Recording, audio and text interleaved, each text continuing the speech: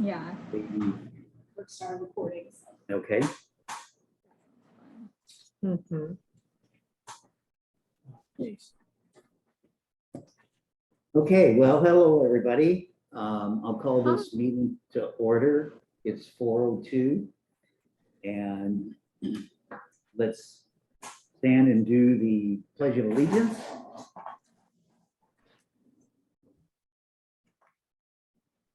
I pledge allegiance to the flag of the United States of America and to the republic for which it stands, one nation, under God, indivisible, with liberty and justice for all.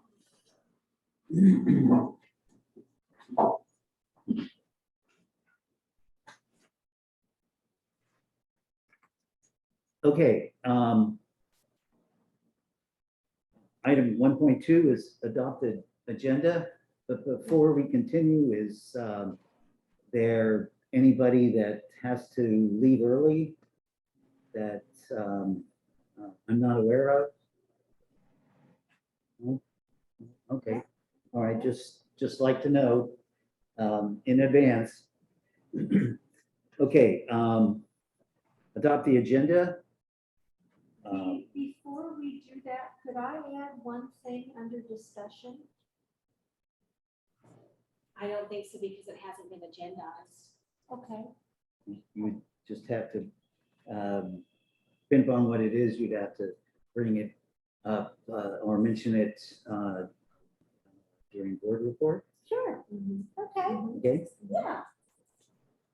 And then we never received the needed item for 6.10, which is the missed assignment policy. I reached out to Young Meeting Corps again today and never got a response. And then item 6.9 is just no longer needed. So when the agenda is adopted, if someone wanted to make a motion to adopt the agenda with items 6.9 and 6.10 removed, then we don't table them when we get there. That's up to you how you want to do it. All right. Did everybody hear what Sherry had to say pertaining to 6.9, 6.10? Mm-hmm. Yes? Yes. Okay. So is there a motion to adopt the agenda with the two action items amended? I'll make a motion. To adopt the agenda with 6.9 and 6.10 removed. All I'll right. second. All right, it's been seconded. It's been moved and seconded. All those in favor signify by saying aye. Bianca, Aye. Melissa, Aye. Rosemary, Aye. and I also approve. Motion carries. Agenda has been amended. So item 2 is open session before closed session.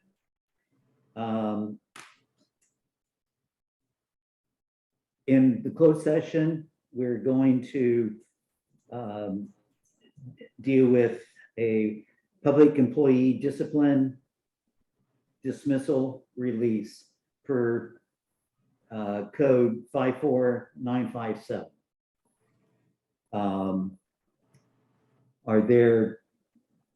Is there anyone that wants to address the board concerning this item that's on the closed session agenda? All right, hearing none.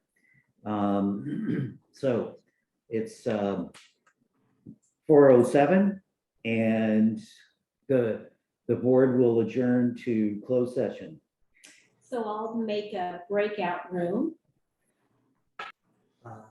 There is nothing to report out from the closed session. No action taken. Moving on to the consent agenda. 4.1, consideration of approval of warrants and payroll for Northern United Humboldt Charter School. 4.2, consideration of approval of warrants batches 0706, 0721, 0801, and payroll for Northern United Siskiyou Charter School. 4.3, consideration of approval of minutes for the June 28, 2022 and June 30, 2022 board meetings. 4.4, consideration of resignations, hires, leaves, and change of assignments. Are there any corrections, adjustments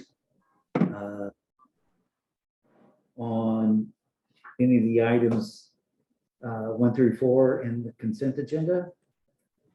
I have a question about 4.4. I knew you were gonna. Sure. We might not know what my question is. All the resignations and Yes. hires and Yes. and there's quite a list. There is. And it's Um, even longer than, this is just what was, available at the time I put the packet out, and we're still waiting on employment packets on a lot of people. And that was my question,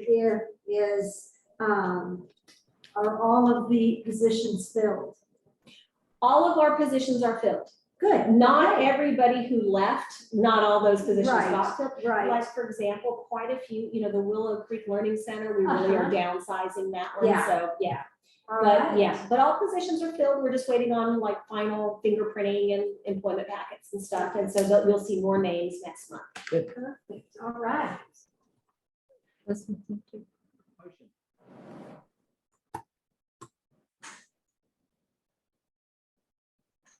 Is there a motion? I'll make a motion to accept the consent agenda. Is there a second? I'll second the motion. All right, it's been moved and seconded. All those in favor signify by saying aye. Bianca, Aye. Aye. Rosemary, Aye. Amy, Aye. and I also approve. Motion carries. Item 5, public comments on items not on the agenda. Under this item, the public is invited to address the board regarding items that are not on tonight's agenda. Please keep your comments concise, brief, and limited to 3 minutes. The board is not allowed under the law to take action on matters that are not on the agenda.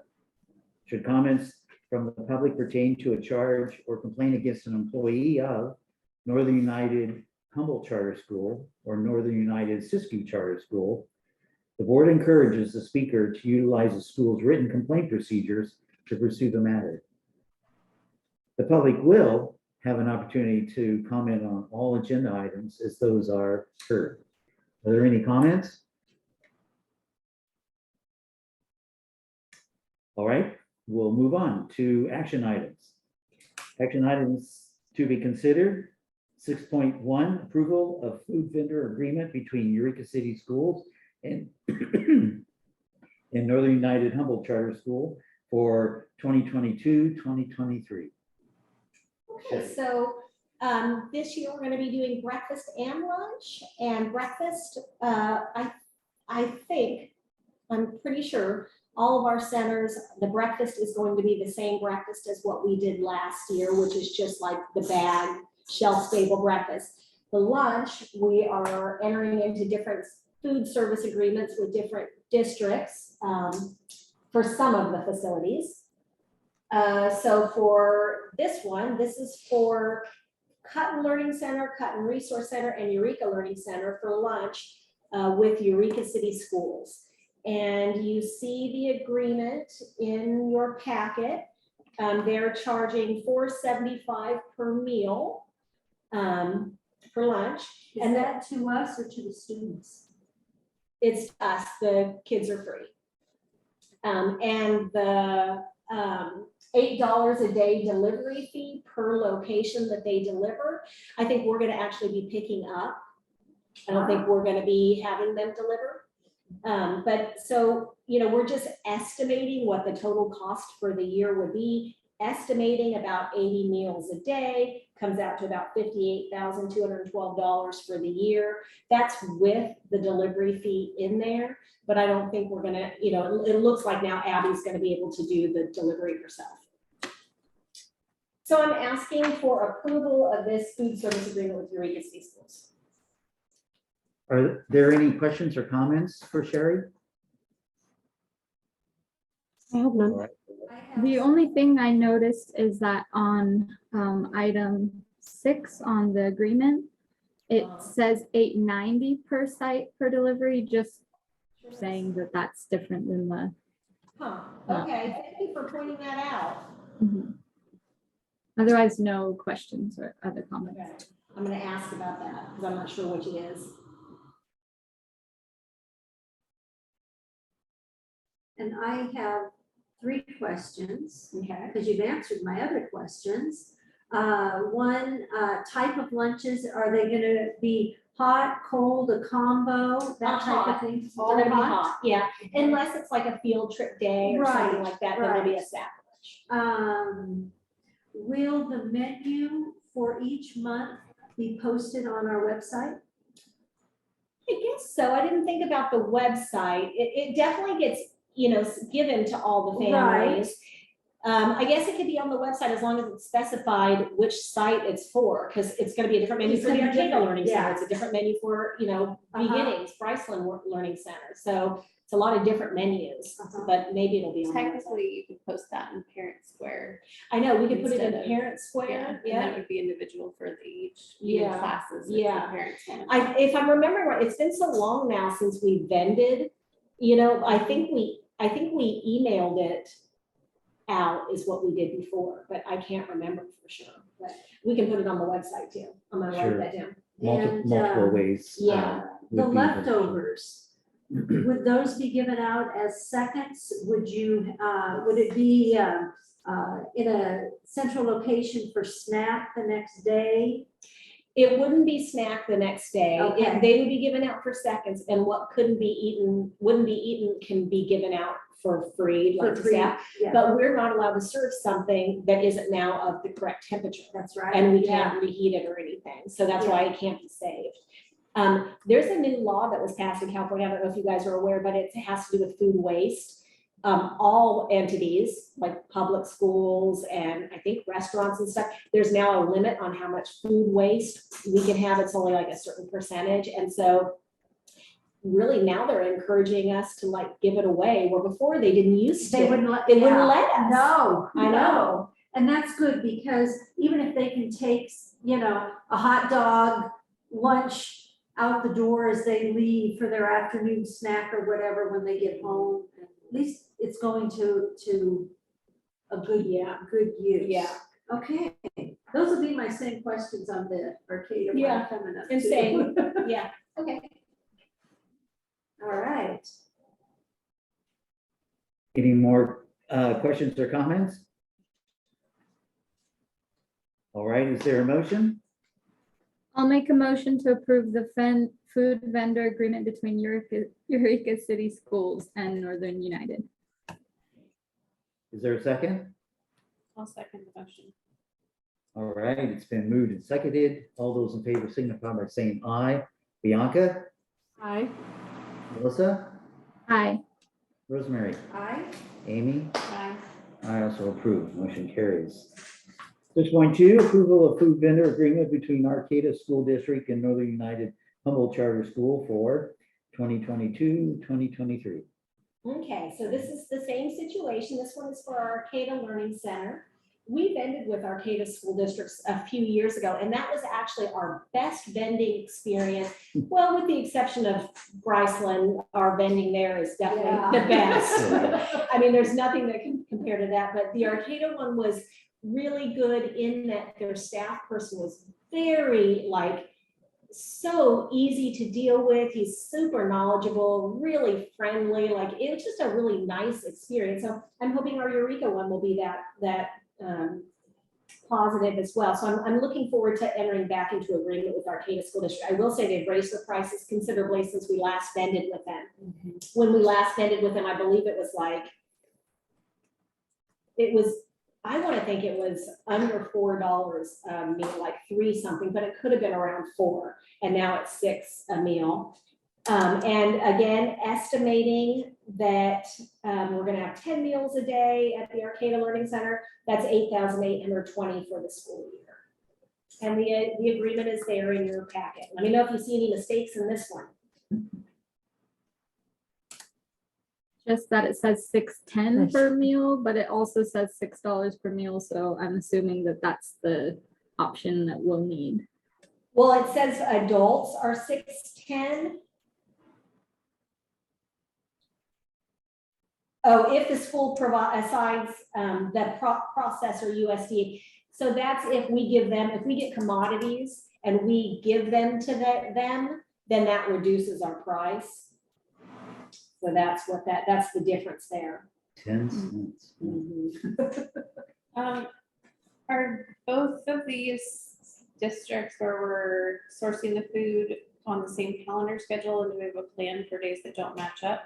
They're probably not on the same calendar. They could be, but they may not be. There's no guarantee. Well, I just remember spring breaks being completely different. So Uh-huh, that's like yeah. a whole week. Yeah, and so usually what we do on things like that is they still, like Arcata, for example, vends for a bunch of schools. So they still keep working during that time. Often it will be a cold lunch during that week, like a sack lunch rather than, and then same with Eureka City Schools, even though they'll be on spring break, they still will feed their kids over breaks and stuff. And so that usually will still be able to get the meals. And if not, Abby would do, some sort of sack lunch. Are there any more questions or comments? All right, is there a motion? I'll make a motion to approve the food vendor agreement between Arcata School District and Northern United. Is there a second? I'll second that. All right, it's been moved and seconded. All those in favor signify by saying aye. Bianca, Aye. Melissa, Aye. Rosemary, Aye. Amy. Aye. I also approve, motion carries. 6.3, approval of the consolidated application and assurances with all associated data collections and reporting requirements 2022-2023 for Northern United Humboldt Charter School. Okay, Jerry? so the CONAP consolidated application is the application that schools have to fill out if they want to receive federal funds. So you maybe have heard of Title I before. Both of our schools are Title I schools, also Title II, Title IV, and Title V. So every year, schools have to apply for these funds, and this is our application. The board is asked to approve the application. The motion is so long, like that the item has all of that, all those words in there, because the CONAP is actually in a couple parts. This is the first part, there's another part later, and I think they call it the winter, but it actually happens in the spring, I think. If you adopt it, if you approve the CONAP with all of this language, then it doesn't have to come back to you for the second part to be adopted. So in other words, you're saying you agree to approve the consolidated application for the entire year, all the bits and pieces that will happen throughout the year. Are there any questions or comments? Nope. Is there a motion? I'll make a motion Go ahead. to approve the consolidated application and assurances with all associated data collections and reporting requirements for the 22-23 school year for NUHCS. Is there a second? I'll second. Oh. All right, it's been moved and seconded. All those in favor signify by saying aye. Bianca, Aye. Melissa, Aye. Rosemary, Aye. Amy. Aye. I also approve, motion carries. 6.4, approval of the consolidated application and assurances with all associated data collections and reporting requirements 2022-2023 for Northern United Siskiyou Charter School. All right, the exact same Same thing, thing. but for Siskiyou. So Bianca and Amy can argue over who's gonna make the motion this time. All right. Any questions, comments? Is there a motion? I'll motion to approve the consolidated application and assurances with all associated data collections and reporting requirements for 22-23 for Northern United Siskiyou Charter School. Is there a second? I'll second that. All right, it's been moved and seconded. All those in favor signify by saying aye. Bianca? Aye. Melissa? Aye. Rosemary? Aye. Aye. Amy? I also approve. Motion carries. 6.5, approval of the CCAP agreement for dual enrollment with College of the Redwoods, 2022 through 2025 from Northern United Humboldt Charter School. So it's been a while since you guys have seen this, so some of you maybe have never seen it, but we have an agreement with College of the Redwoods to have dual enrollment. And what that means is our teachers, some of our teachers actually teach a college course to our students on our campus.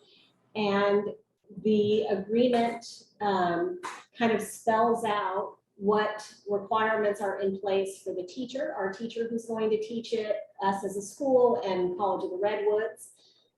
So our students that take these courses when we offer this get not only high school credit, but also college credit.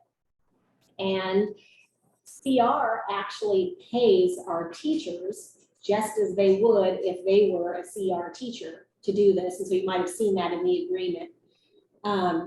We send them a bill, an invoice, and then they send us a check and it goes to the teacher who teaches it. So this upcoming year, well, okay, so these agreements, I think the last time we adopted one, it was for 2 years. This time they've extended it, it's a 3-year agreement. So if we adopt it now, we won't see it again for 3 years. But currently for this year, I think at least in the fall semester, the only dual enrollment course that's being offered is a class called Get Focused, Stay Focused, which is, the CR class is, I think it's like GS7 or something is what it is in their course catalog. But it's kind of like, I don't know, for lack of a better word, I'd call it like a guidance class, like teen empowerment leadership. They map out a 10-year plan, the students do in this course. So for all of their high school, all of their college and beyond. It's a lot of like looking to the future, decision-making, things like that, is what I would say. I think it's a 3-unit college course. And it's a semester-long course, though we actually have it span over both our fall and spring semester because our holidays don't match CR's holidays, like they don't get President's Week and things like that. And there's requirements for how long the course has to be to earn those 3 units. So we can't fit a semester-long college course into a high school semester, 1 semester. That's why it has to span over 2 of our semesters. And so for the rest of the year, the teacher comes up with additional curriculum and activities for the students to do so that it becomes a full year high school course. Second semester, we may also have an English, like I think it's English 1A dual enrollment course. We'll see if that one comes through or not. But anyway, so that's, I don't know if you have any questions or anything with this agreement. It just requires board approval. College of the Redwoods board approves it as well. In fact, I think that's I think they already signed it. I have a question, not with our agreement with CR, but do we have anything like this with College of the Siskiyous? No, College of the Siskiyous doesn't offer, like, even though we teach this same course, Get Focused, Stay Focused on the Siskiyou side, College of the Siskiyous doesn't have it on their course catalog. They don't offer that course. Do they offer anything that our students over there could benefit from? Yes, but it's, and same with CR does this as well, like our students over there take advantage of this. Our students enroll in College of the Siskiyou and Okay. take courses, at College of the Siskiyou. At their, right, Right, with College of the Siskiyou instructors. got And it. same here, Humboldt students Uh-huh. enroll in College of the Siskiyou College of the Redwoods that way as well. This is a different agreement, which allows our teachers to Right, become the right. college teacher, and Siskiyou doesn't have that. Are there any other questions or comments?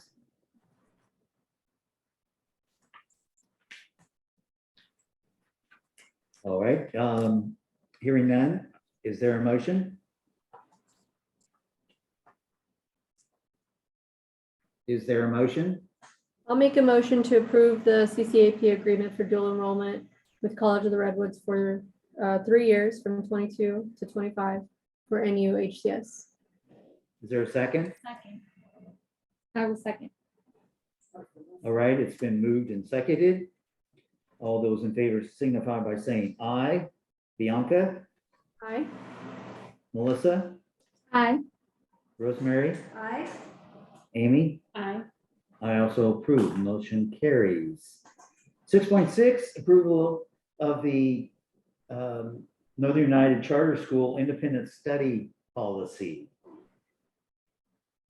Well, the fun just never ends when it comes to independent study. You guys might remember this happened last year too. When the state adopts their budget, they adopt a budget trailer bill along with it, which is always just a hodgepodge of a whole bunch of new laws.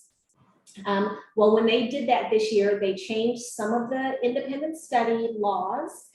And what that means is we have to update our independent study policy, as well as our missed assignment policy, which is why that was going to be on here too. But like I said, Young Minnie and Core didn't get us that yet. And we have to update our master agreements as well because of this law change. So the policy that's in your packet, I gave it to you in 2 different ways. One as a red line version, so you could see what the updates were. And then one that would be a clean copy if all those updates were accepted. And we have to have this policy in place prior to the first day of school. Of course. Thank you for doing that The red. red line, Oh, yeah. Yeah, it's interesting to see what, little tiny changes. It's minor, it's very minor, yeah. yeah, it's, yeah, very minor semantics. Are there any questions or comments about the independent study policy? Not this one, but you said there was another one that Yeah, isn't ready, but does that one have to be approved before school starts too? no, Okay. it doesn't. I was wanting it to be, I was Yeah. hoping it would be. That one doesn't have to be adopted before school starts, but it will definitely be on our September board meeting. Yeah, we've dealt with the older or longer serving board members would recall updating the missed assignment policy or dealing with that in the past. And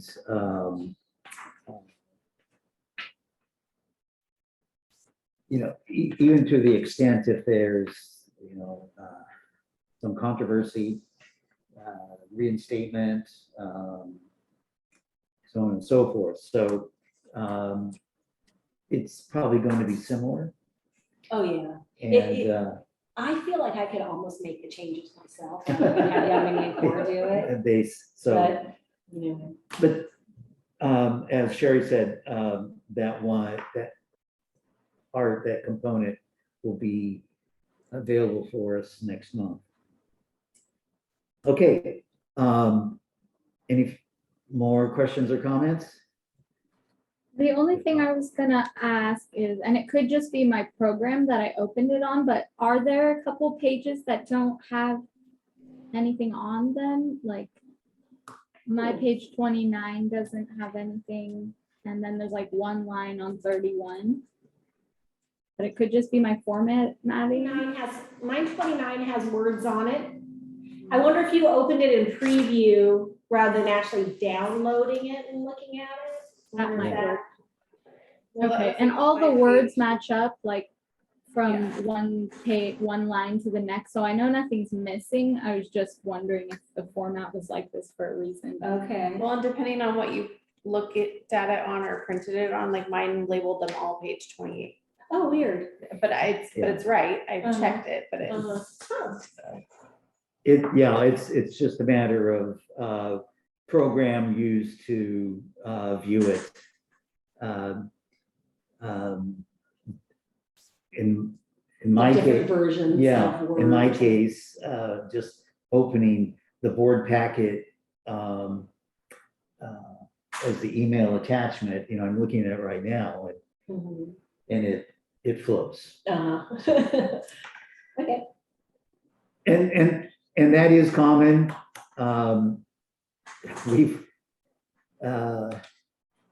We've certainly run into that in the past. Rosemary is very much aware of that as I am. So it's one of those things. So any other comments or questions? If not, is there a motion? I'll make a motion to approve the revised independent study policy. I second Is the motion. there a second? I second the motion. It's been moved and seconded. All those in favor signify by saying aye. Bianca, Aye. Melissa, Hi. Rosemary, Aye. Amy, Aye. I also approve, motion carries. Okay, the long anticipated 6.7 approval of the childhood vaccination requirements related to in-person instructional opportunities. I must point out that we had our first discussion about this in March. And every month since then, up until now, even last week when we were supposed to have the regular scheduled board meeting,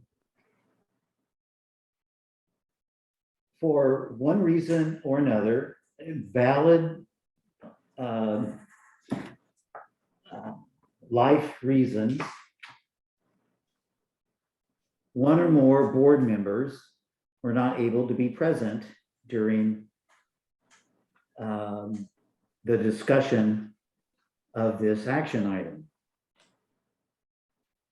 And I have to be honest with you, it's been quite exasperating. And I've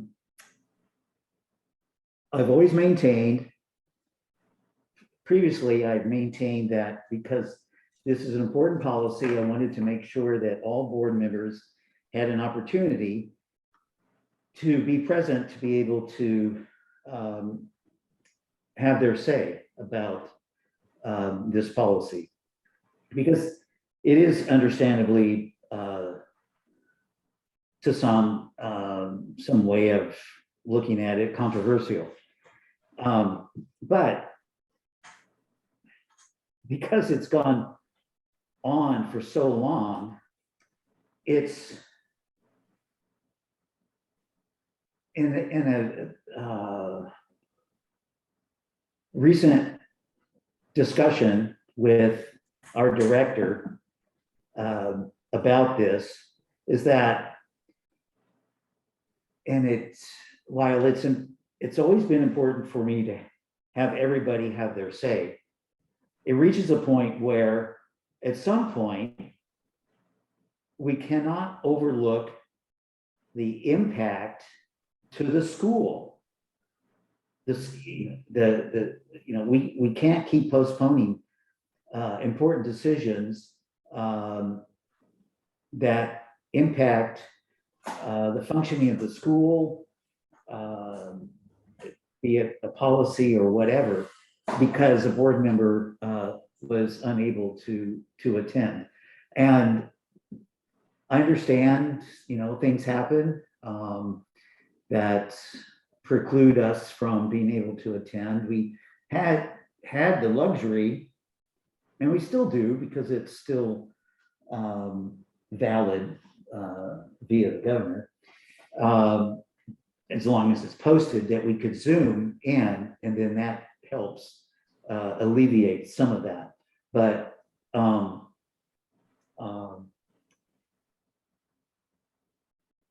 as it turns out, because we had to reschedule the regular scheduled August meeting until today, I was determined that no matter who showed up, that we were going to take action on this item.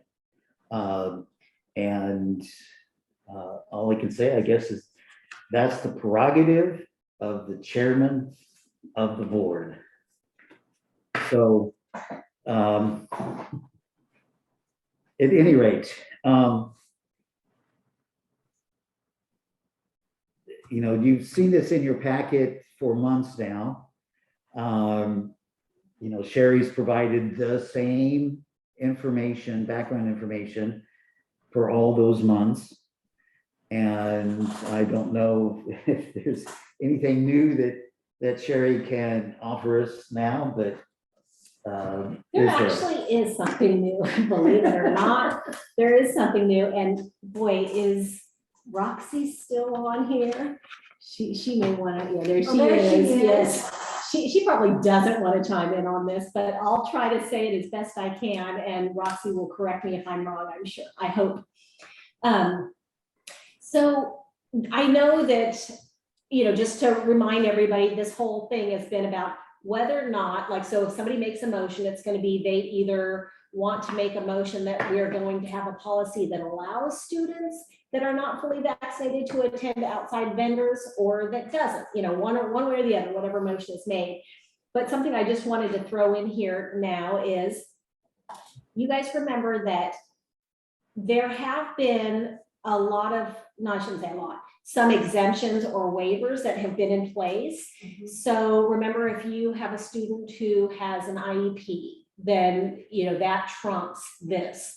If you have a student that has a medical exemption, then that isn't included in this. Well, that's the little caveat, the wrinkle that I wanted to throw out there is, I don't know if you guys remember hearing maybe 2 years ago, a new law was passed about medical exemptions. They have to be a particular, there's a particular way more strict process to get a medical exemption that used to be.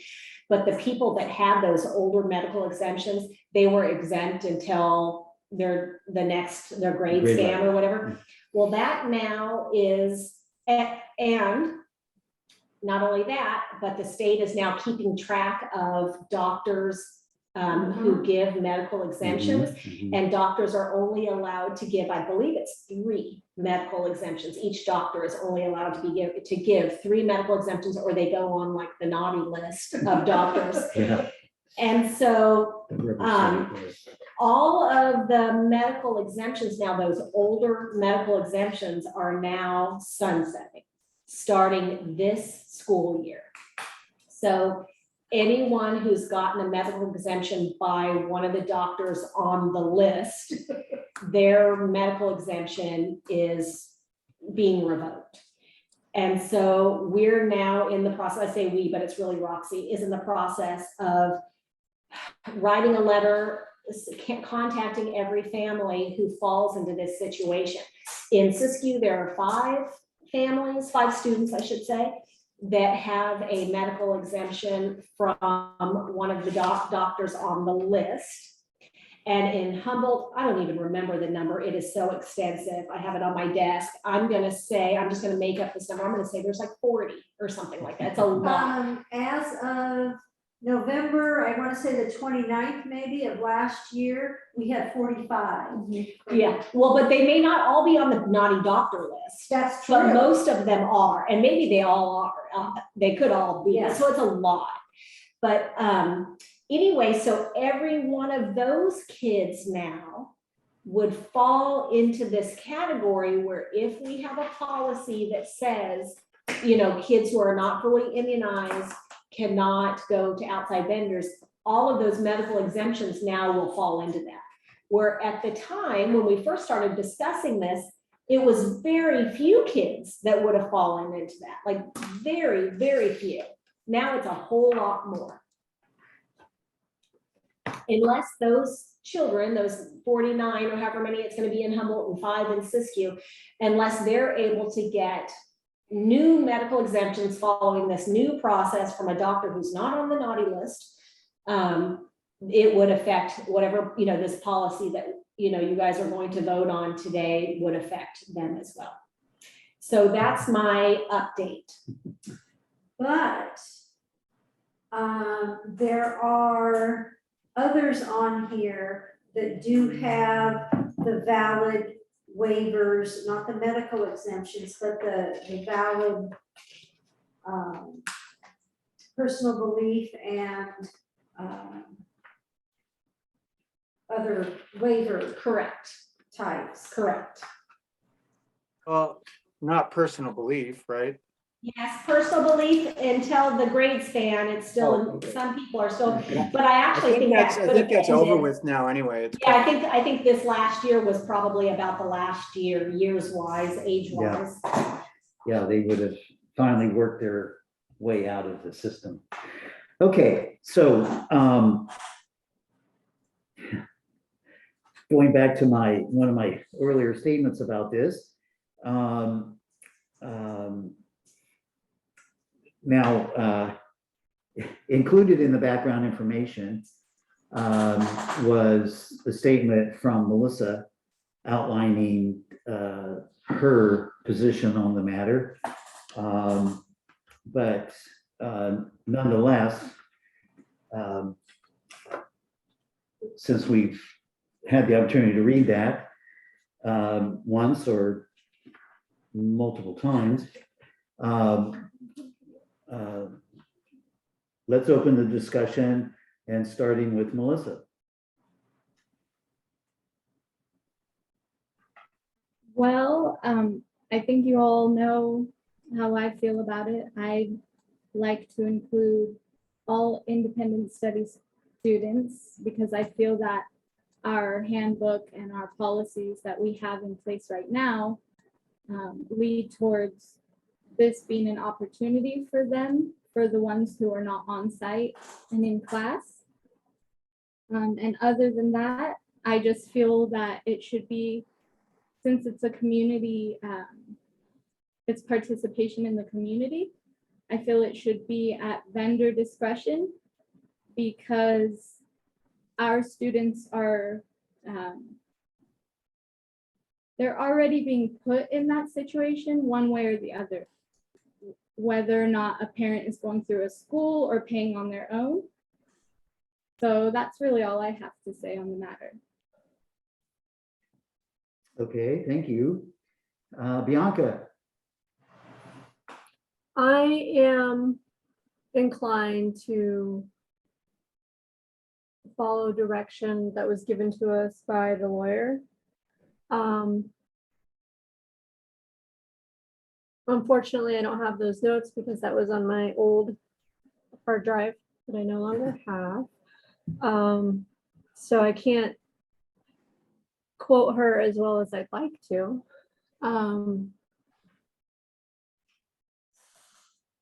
Yeah, so for me, I am worried about the liability that is put on us by allowing students who are not vaccinated accordingly into the community. I do agree with you that it would make us more inclusive, 100%. But that's where my worry is. If there were to be an outbreak, it would come back to us. And would be potentially be repercussions. So that's where I sit at the moment. You do make a very good point, Melissa, that these students are already going out into the community and participating in activities with other vendors who may or may not be part of our people that we contract with. And I get that, and it's valid, but that's not our responsibility. And that's where I'm coming from and wanting to have students who are not vaccinated not able to participate in those activities.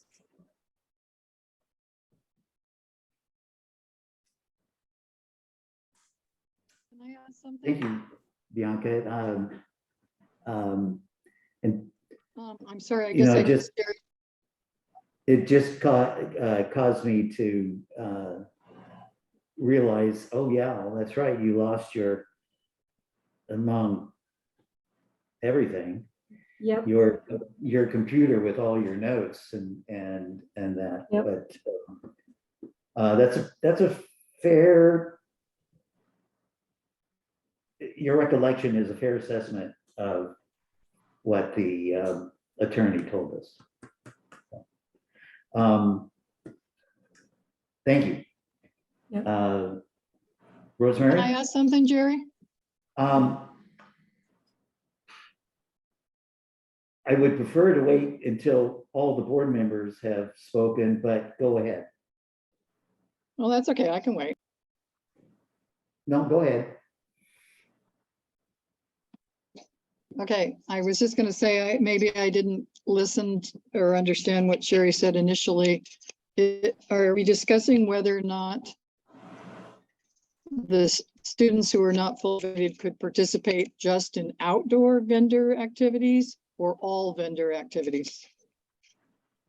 It doesn't have anything to do with outdoor or indoor. We're talking about outside vendors, meaning they're not our employees. Oh, like outside, another I get it. company.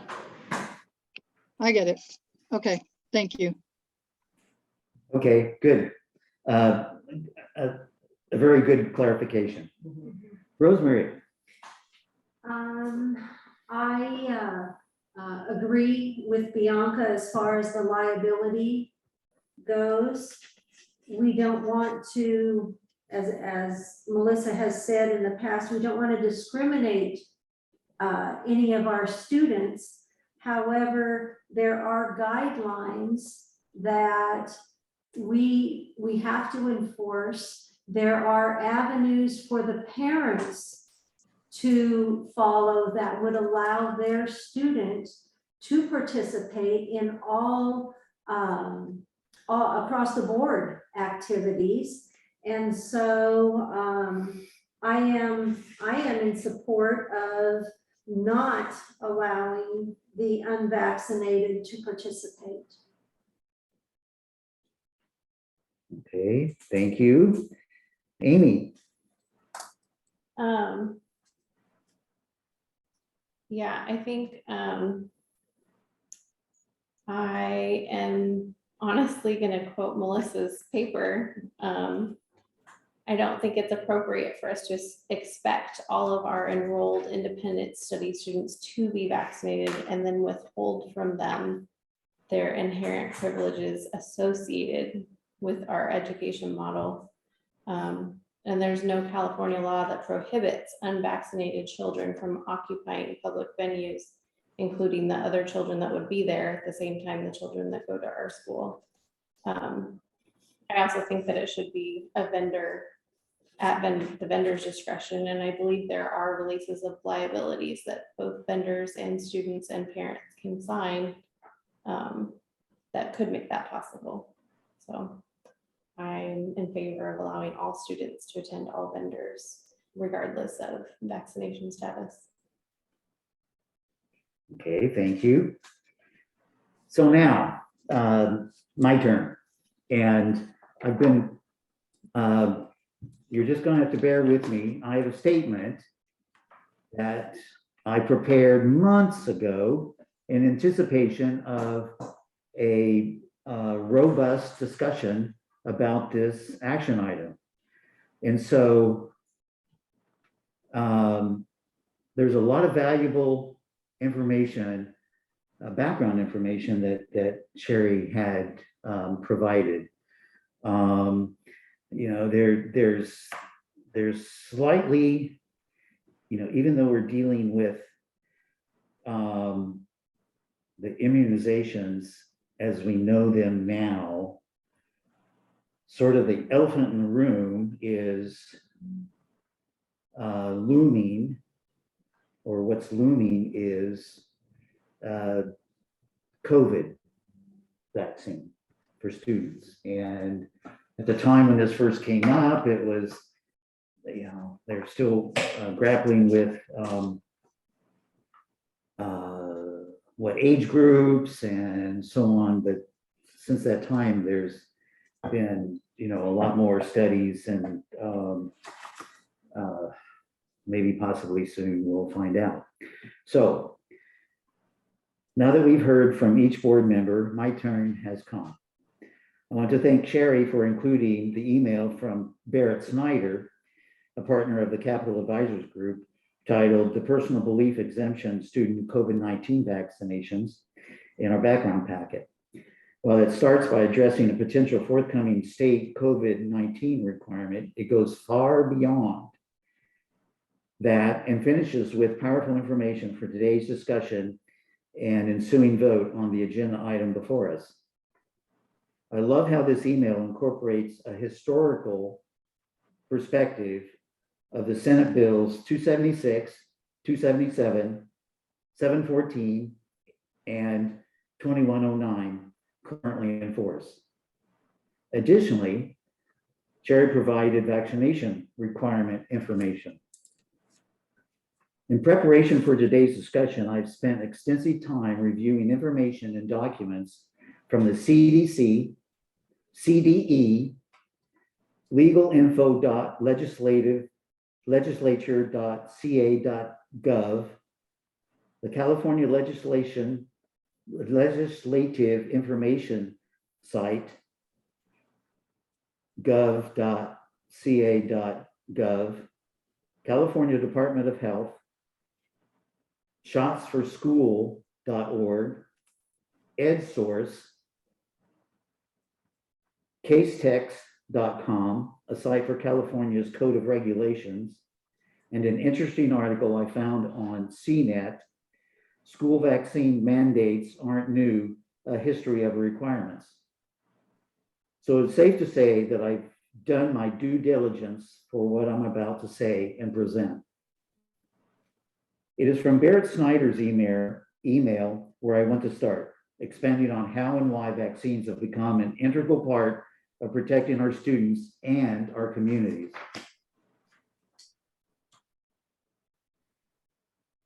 The first state law mandating vaccination was enacted in Massachusetts in 1809. In 1855, Massachusetts became the first state to enact a school vaccination requirement. The constitutional basis of vaccination requirements rests in the police power of the state. Long ago, the United States Supreme Court issued its landmark ruling in Jacobson versus Massachusetts, upholding the right of states to compel vaccination. The court held that a health regulation requiring smallpox vaccination was a reasonable exercise of the state's police power that did not violate the liberty rights of individuals under the 14th Amendment to the US Constitution. The police power is the authority reserved to the states by the Constitution and embraces, quote, such reasonable regulations established directly by legislative enactment as will protect the public health and the public safety, end quote. So in this precedent-setting case, the Commonwealth of Massachusetts had enacted a statute that authorized local boards of health to require vaccination. Jacobson challenged his conviction for refusal to be vaccinated against smallpox as required by regulations of the Cambridge Board of Health, while acknowledging the potential for vaccines to cause adverse events and the inability to determine with absolute certainty whether a particular person can be safely vaccinated. The court specifically rejected the idea of an exemption based on personal choice. To do otherwise would, quote, would practically strip the legislative department of its function to, in its considered judgment, care for the public health and the public safety when endangered by epidemics of disease. The court elaborated on the tension between personal freedom and public health inherent in liberty. The liberty secured by the Constitution of the United States to every person within its jurisdiction does not import an absolute right in each person to be at all times and in all circumstances wholly freed from restraint. There are manifold restraints to which every person is necessarily subject for the common good. On any other basis, organized society cannot exist with safety to its members. Neither the rights of religion nor the rights of parenthood are beyond limitation. Acting to guard the general interest in youth's well-being, the state as parens parentae may restrict the parent's control by requiring school attendance, regulating or prohibiting the child's labor, and in many other ways. Its authority is not nullified merely because the parent grounds his or her claim to control the child's course of conduct on religion or conscience. Thus, he or she cannot claim freedom from compulsory vaccination for the child more than for himself on religious grounds. The right to practice religion freely does not include liberty to expose the community or the child to communicable disease or the latter to ill health or death. Neither the rights of religion nor the rights of parenthood are beyond limitation. Acting to guard the general interest in the youth's well-being, the state as parens patriae may restrict the parent's control by requiring school attendance, regulating or prohibiting child's labor, and in many other ways. Challenges to mandatory vaccination laws based on religion or philosophic belief have led various courts to hold that no constitutional right exists to either religious or philosophic exemptions. This is different than individual exemptions. School vaccination requirements have been a key factor in prevention and control of vaccine preventable diseases in the United States. The constitutional basis rests in the police power of the state as well as in the parens patriae doctrines. School vaccination laws continue to play a central role in avoiding, quote, the tragedy of the commons, unquote, by preventing disease through high vaccination coverage. Furthermore, these laws can be expected to be upheld by courts as long as the balance of protecting public health is achieved by mandating such requirements. Having said this, our state, California, has allowed for limited exemptions under the law, but let us not lose sight of far-reaching reasons for vaccine mandates as outlined in multiple court rulings. Decisions about use of vaccines are based on the relative balance of risks and benefits. An important characteristic of most vaccines is that they provide both individual and community protection. When a community has a high level of vaccination, an individual might decide to not be vaccinated to avoid the small risk for adverse effects while benefiting from the vaccination of others. Of course, if a sufficient number of individuals make this decision, the protection levels in the community decline. The herd immunity effect is lost and the risk of transmission rises. Vaccines, unlike other medications, are a medical intervention generally given to healthy individuals, and that vaccination has benefits beyond the individual by significantly benefiting the public through the creation of larger herd immunity. School vaccination laws have played a key role in the control of vaccine preventable diseases in the United States. Many other childhood diseases for which vaccines were developed also frequently occurred in school-based outbreaks. Consequently, when polio and measles vaccines were introduced in 1955 and 1963 respectively, adding them to the list of requirements for school entry was a logical consideration. And I'll come back to the polio issue since it's been in the news in the last week. Soon, that same reasoning will apply to COVID-19. Governor Newsom announced the COVID vaccine will be required for in-person school attendance, just like vaccines for measles, mumps, rubella, and more. Quoting from the governor, the state already requires that students are vaccinated against viruses that cause measles, mumps, and rubella. There's no reason why we wouldn't do the same for COVID-19. Today's measure, just like our first in the nation school masking and staff vaccination requirements, is about protecting our children and school staff and keeping them in the classroom. Vaccines work. That's why California leads the country in preventing school closures and has the lowest case rates. We encourage other states to follow our lead to keep our kids safe and prevent the spread of COVID-19. Let me make it clear that when the governor proposes any California Health and Safety Code addition, he's taking into consideration recommendations from the Advisory Committee on Immunization Practices of the United States Department of Health and Human Services, the Academy of Pediatrics, and the American Academy of Family Physicians. So now we come to the classroom. In-person instruction and vaccines and vaccinations. In a closed session, we heard all the legal and past angles that apply to our pending decision. It is this which has been described as a, quote, gray area. Up to now, there's been no written policy regarding vendor enrichment classes or activities. We've only been guided by our past ongoing practices for field trips, student behavior,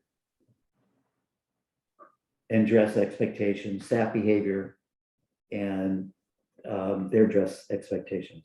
The CDE has addressed in-person instruction and concluded that even though a student is virtually instructed 99% of the time, but must return projects, vaccines are required. As a form of example, the CDE legal team has deemed the times on campus in scenarios below that I'll describe to be classroom-based instruction and thereby would require pupil immunization. Number one, as a form of example, the CDE legal team has deemed the times on campus in the scenarios below to be classroom-based instruction and thereby would require pupil immunization. So, and the second one, which is referred to above or previously, a pupil is 99% virtual, but returns to campus to submit projects. And a pupil completes academic instruction away from campus, but wants to participate in extracurricular activities on campus. It's a pretty widespread belief that any program funded by a school using state education funds are subject to state laws governing enrollment. Furthermore, schools across California are subject to local decisions that are typically made based on a hierarchy of government-based institutions. And of course, that is controversial. In our current political climate, there are factions in our communities who are adamantly opposed to any mandate whatsoever. Let there be no mistake, our board of directors does not have the luxury or legal ability to do anything but follow the law. Currently, NUCS students must be vaccinated or partially vaccinated or being in the process of to be in or on any school facility. Right? Based on all the foregoing I've outlined, is quite a reasonable belief and expectation that our classrooms and therefore vaccination requirements extends to any school-funded program regardless of its location. Those expectations include behavior, dress, and so forth. Furthermore, this includes picking up resource materials from an IS, independent study instructor, field trips, any quote enrichment activities. Remember, schools play a critical role in protecting the community from diseases. It's the quote herd immunity concept. This has nothing to do with the school, us denying the social or emotional well-being of our students. Additionally, it's not fair to blame a public funded school for this in its capacity of abiding by state and federal laws. We're striking a balance between our obligation as a governing board, providing the best quality of education for our students with the tools at our disposal, and that of providing a safe and healthy school community at large. We're here today by that extension and by our prior current practices. Northern United Charter School students must comply with our vaccination policy to participate in in-person instruction held by outside vendors. This should go, at the time of the writing, which was April, I'm referencing, this should go into effect for the 2022-2023 school year, which we're just weeks away from starting. Furthermore, Northern United Charter Schools shall require all outside vendors to possess a valid TB test conforming with the same requirement for all NUCS employees commencing on the beginning of the school year. And when the state of California adds COVID-19 to the list of required vaccine, our policy shall include that based on the timelines outlined. So in a long, windy statement, which I'm sure I lost you many pages ago, the point being that our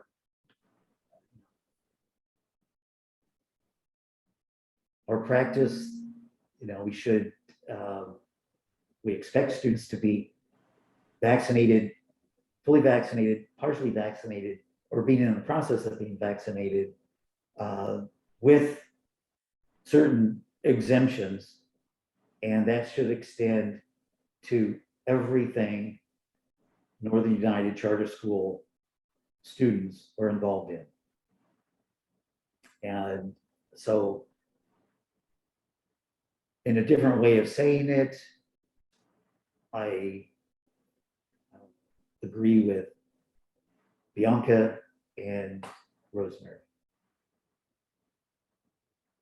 And the issue of polio, it's being discovered in wastewater in a couple of communities in the state of New York. And as an individual who grew up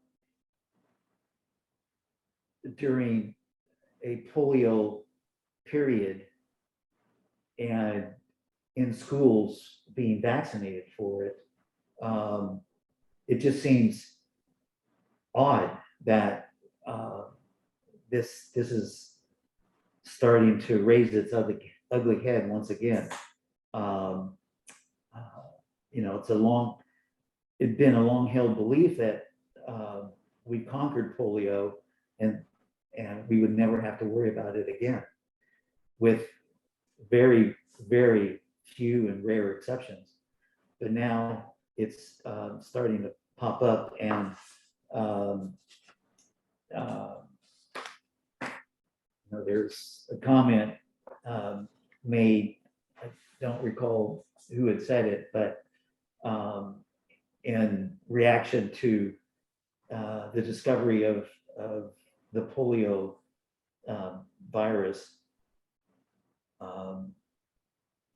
their comment was, "Thank you, anti-vaxxers,"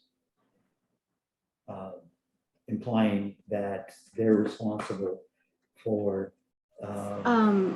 Jared, that kind of feels like unnecessary to use that terminology right now, but I think we do understand your point. Thank you. I didn't hear what you said. She said that seems kind of unnecessary at this point, but we understand your point. Yes, okay. I object to consideration of this question. Okay, so are there, now, each one of us has had our say, and now we can go back to any individual comment followed by a motion.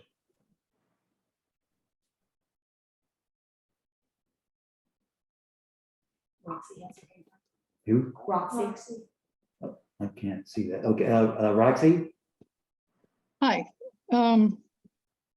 Well, I like to say that I'm in favor of actions and so forth, but I do feel like our school serves all different kinds of families for all different kinds of reasons. And we've worked hard to provide from the beginning an alternative school setting so that every kind of child and every kind of family can get an education and every kind of learner can get an education. And I feel like we're already narrowing down the options for people who have strong reasons or beliefs for not getting vaccinated, that the current medical folks are not okaying necessarily, every one of them. And by the way, it's 37 families that have revoked exemptions. The requirements have been tightening and tightening and tightening, and these families have jumped through one hoop after another, trying to comply with these tightening requirements. And to me, it seems kind of unfair that we keep changing the rules on them. Basically, some of them have gone to a lot of time and expense. And then one of the people, I think it was maybe Amy, mentioned that when kids go to vendors, I mean, say they're going to a gymnastics class, we may be paying for it, but when the kids get there, they're with all the same kids from all different places, many who are going to be unvaccinated. So we're not really guaranteeing our vaccinated kids a safe place to be either necessarily, if that's the criteria. And additionally, it seems to me that really what we're doing is we're holding the bar a little higher for families that maybe can't afford to go get those gymnastic lessons unless the school helps them pay for it. But we know very well that quite a few families who are not vaccinating their children are going to be able to afford to go get the lessons for themselves.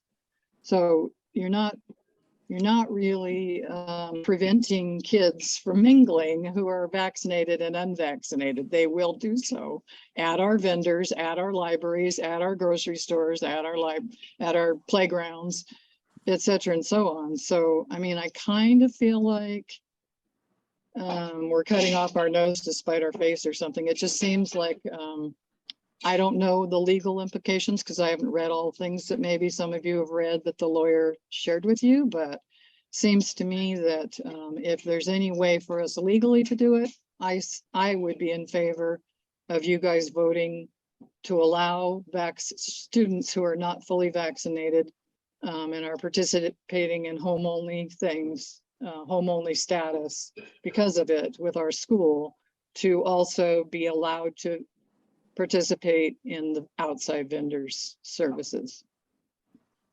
I just don't feel we're protecting anyone with this decision, even though I'm very much in favor of vaccinations. That's all. Thank you, Roxy.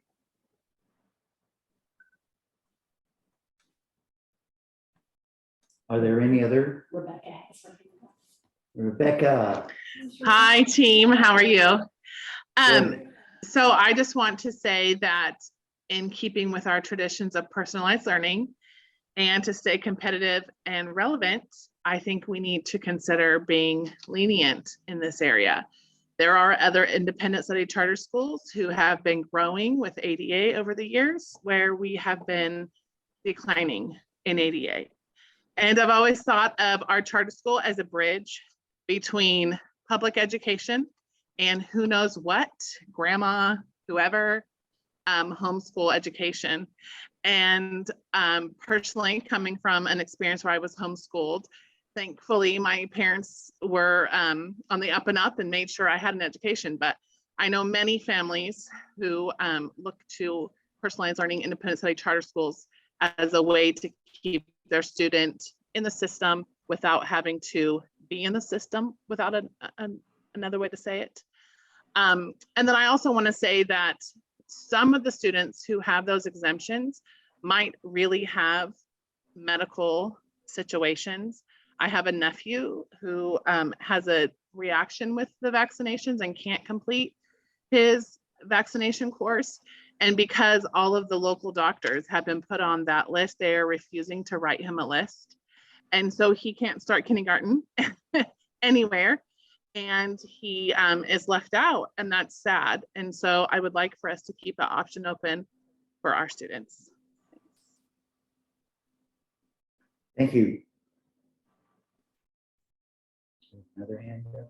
I don't see any other hands. I did just want to comment on Rebecca. Oh yeah, there is going to be another hand, Sarah's. I was just going to say, you know, with us having so few doctors in our county and them only being able allotted 3 medical exemptions allowed per doctor, it does make it so there are a lot of kids who require a medical exemption that aren't getting them now. And it's, you know, I think part of the issue with being in a really like rural area with really bad healthcare options. Okay, Sarah's hand was up. Sarah? I didn't actually intend to speak, but I feel compelled to speak because I know that many of our families in Willow Creek fall into being home-based only, as well as some that are conditionally enrolled for a variety of reasons. Some is because of access to vaccination. Some are really, truly opposed to vaccination and prefer to do home-based only schooling. I feel like my comments echo Roxy's probably similarly, where it's not that students, you know, need to be allowed to into the classroom.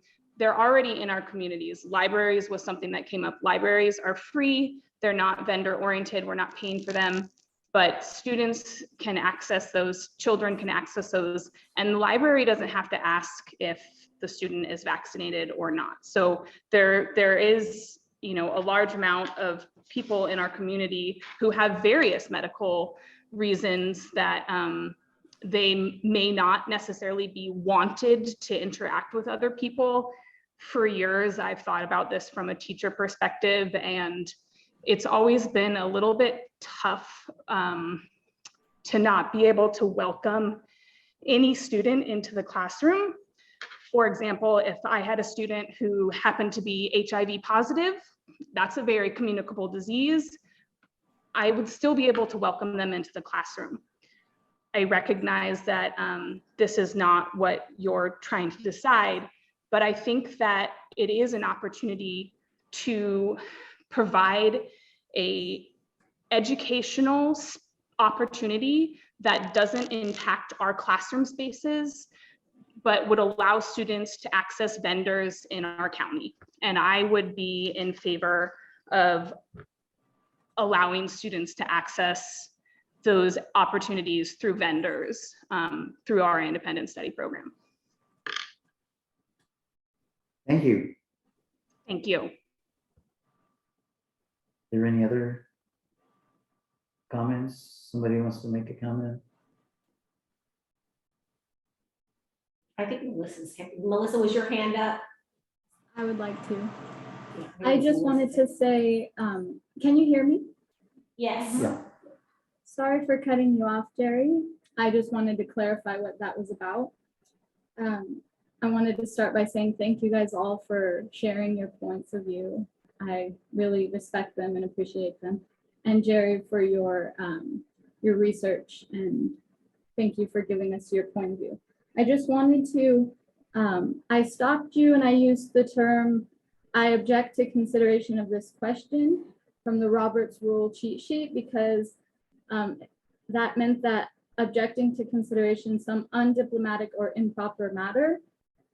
You used the statement anti-vaxxers, and that was, I think we should, as the board of a very diverse group of people, we should abstain from using stereotypical terms such as anti-vaxxers, because we are categorizing and labeling families and people unnecessarily with inappropriate, judgmental, and potentially offensive language, and it's coming from our board president. Could you please try to be careful about the terms and labels that we use? Thank you.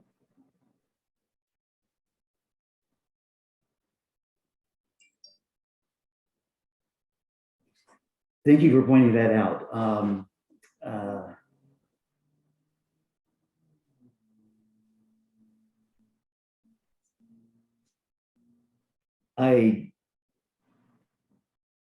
I apologize for using a term that was offensive to you.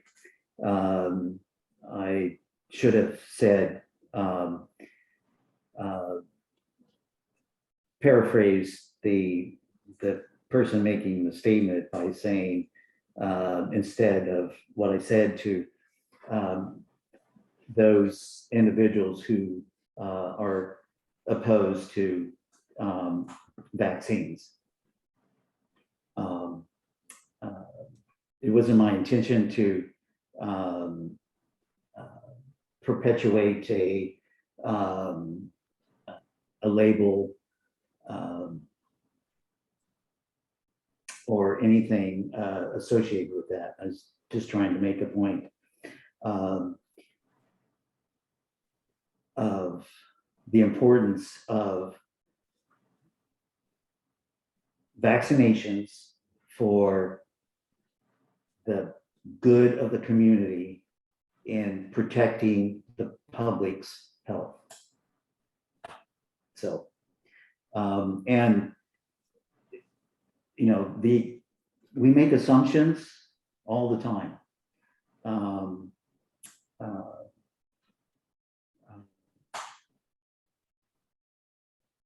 Going to the gym for an enrichment, it's just an assumption that everybody there is not vaccinated.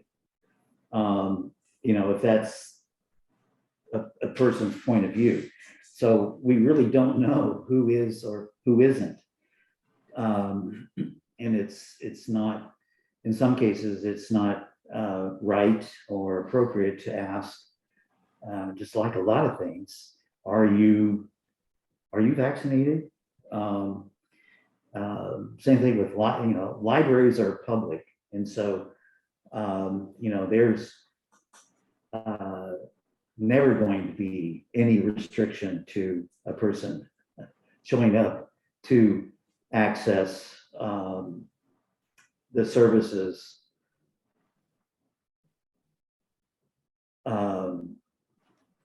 available through a library. So, we make assumptions all the time of in today's world of a little post-pandemic that everybody is fully vaccinated and double boosted. But that's just the way it is. So Melissa, I apologize for using that statement. Are there any other questions, comments? I have one. As I said earlier, I do agree that by allowing students who are not vaccinated to attend vendor, enrichment activities, that would make us more inclusive. And after hearing some of our staff talk, clearly they feel the same, and also seem most concerned with keeping us relevant, in addition to the enrichment aspect. So I'm wondering about stipends as a way to create a bridge for students who do independent study and are not vaccinated. Because again, from my perspective, I'm considering liability. So if we were to give students and their families stipends to do different types of enrichment, regardless of their immunizations. That's a gift of public funds, and that's not legal. It's not. No, because it's a gift of public funds. We're not allowed to give money to people. At all. No, at all. Yeah. We can't give gift cards. Right. Okay. Yeah, see, everything In other that we words- do is publicly funded, by the state. Totally. We could pay for services, but just not give out money, no strings attached.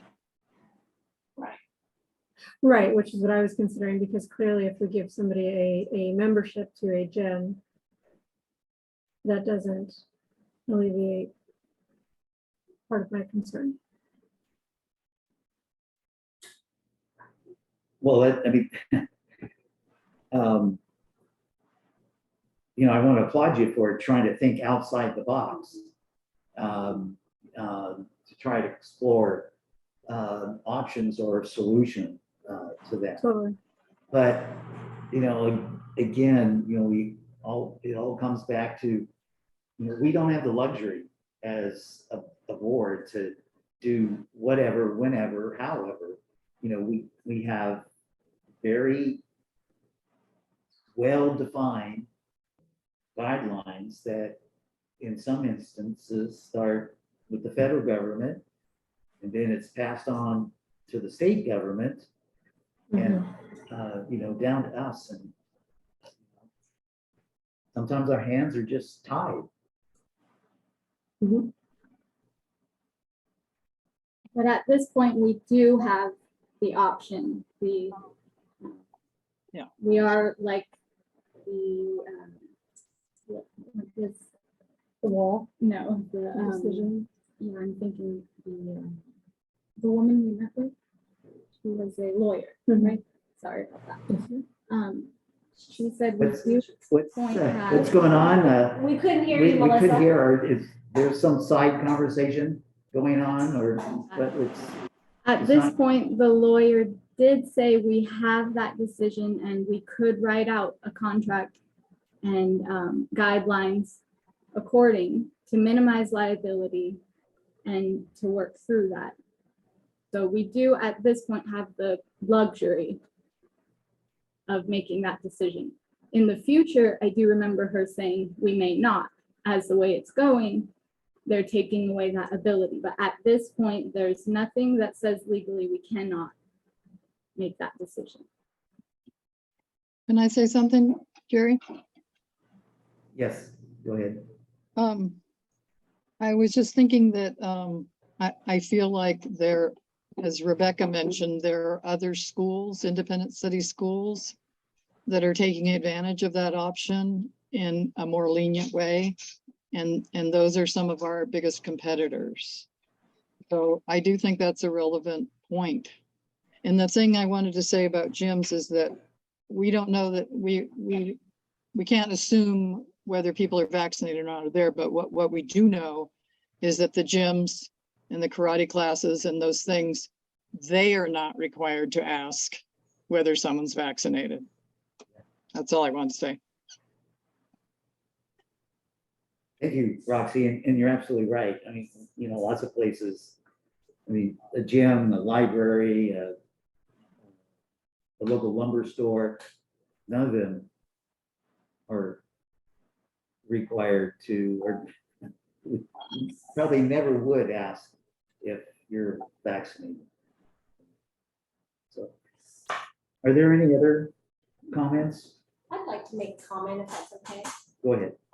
I just wanted to, I don't know if this is really like summarizing or what, but to me, it seems like it comes down to what I've heard people say, the board say, is it kind of comes down to a liability issue about the liability that it could put on the school, because, and that's understandable, you guys are tasked with making sure that we stay like, fiscally sound and that we follow laws and policies.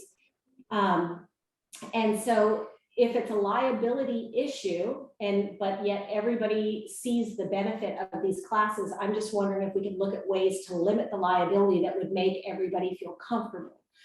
So it has been mentioned, the idea of having vendors sign a liability thing saying that they understand and agree that there will be students there who may or may not be fully vaccinated. Having a liability form that parents sign saying that they understand and agree that there may be other students there who may or may not be vaccinated. Having, parents that have unvaccinated students say that they understand that they are running a risk by, their kid could be exposed to something or something like that. There could be ways to limit the liability if that is the issue for the board. And I'm just wondering if those things were put into place, if there could be some sort of consensus on that.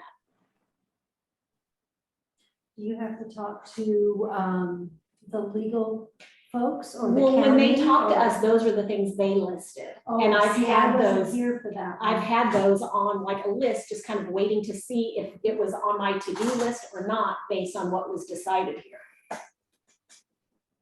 But we are talking about unvaccinated students participating in outside Correct. vendor activities. Correct. Unvaccinated students that do not have these exemptions and whatnot still cannot come into our classrooms. Correct. So the gray area that's been referred to is whether or not outside vendors are considered classrooms.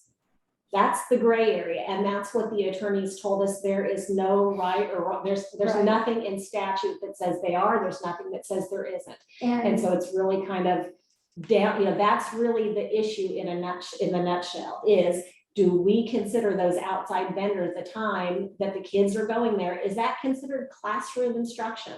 If you believe it's classroom instruction, then yeah, you can't go if you're not vaccinated. If you don't believe it's classroom instruction, then yes, you could go. Right, and I personally believe that it is part of the school day, an extension of the classroom. And the outside vendor is getting paid by us, correct? Correct. And the student is earning some kind of credit. If they're a high school student, they're earning credit. Okay. If they're an elementary student, it's like you know, An a enrichment part of the fee, lesson, or part of the lesson plan, Right. or part, you know, it's helping them to reach a standard or something like that. It's still, yes, It is considered curricular. It's Yeah. not extracurricular. Right. it still begs the question, that, you know, public funds, school funds are being utilized for this. High school students earn credit. It's just exactly justification Rosemary had just mentioned. And so it's like everything else is applicable. There are exemptions. And, you know, then this is the loophole. So it's just a matter of where you're coming from in your frame of reference. I understand Rosemary's.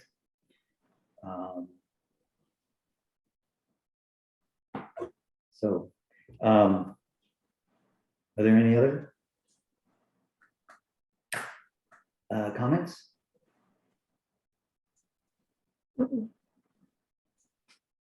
Okay, is there a motion? I'll make a motion to approve that unvaccinated students may not participate with outside vendors.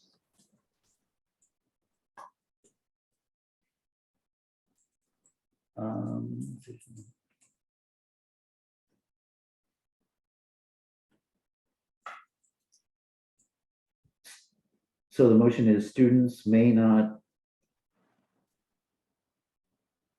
participate in outside vendor activities. Is there a second?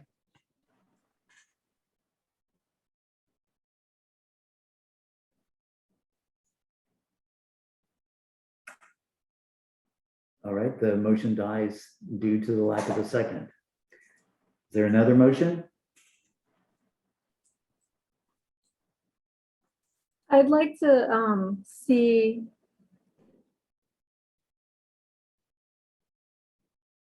I'd like for us to figure out a way to limit our liability in order to allow students who are not vaccinated to attend in-person activities. Was that a motion? Well, no, you need to put it in the form of. a Yeah, motion.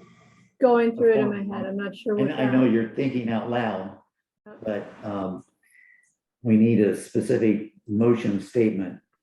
Mhm. Can I try? Yeah.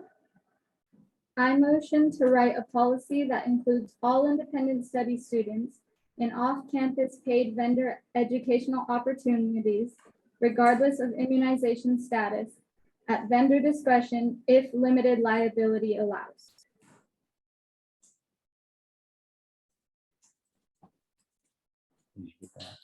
Maybe. Yeah.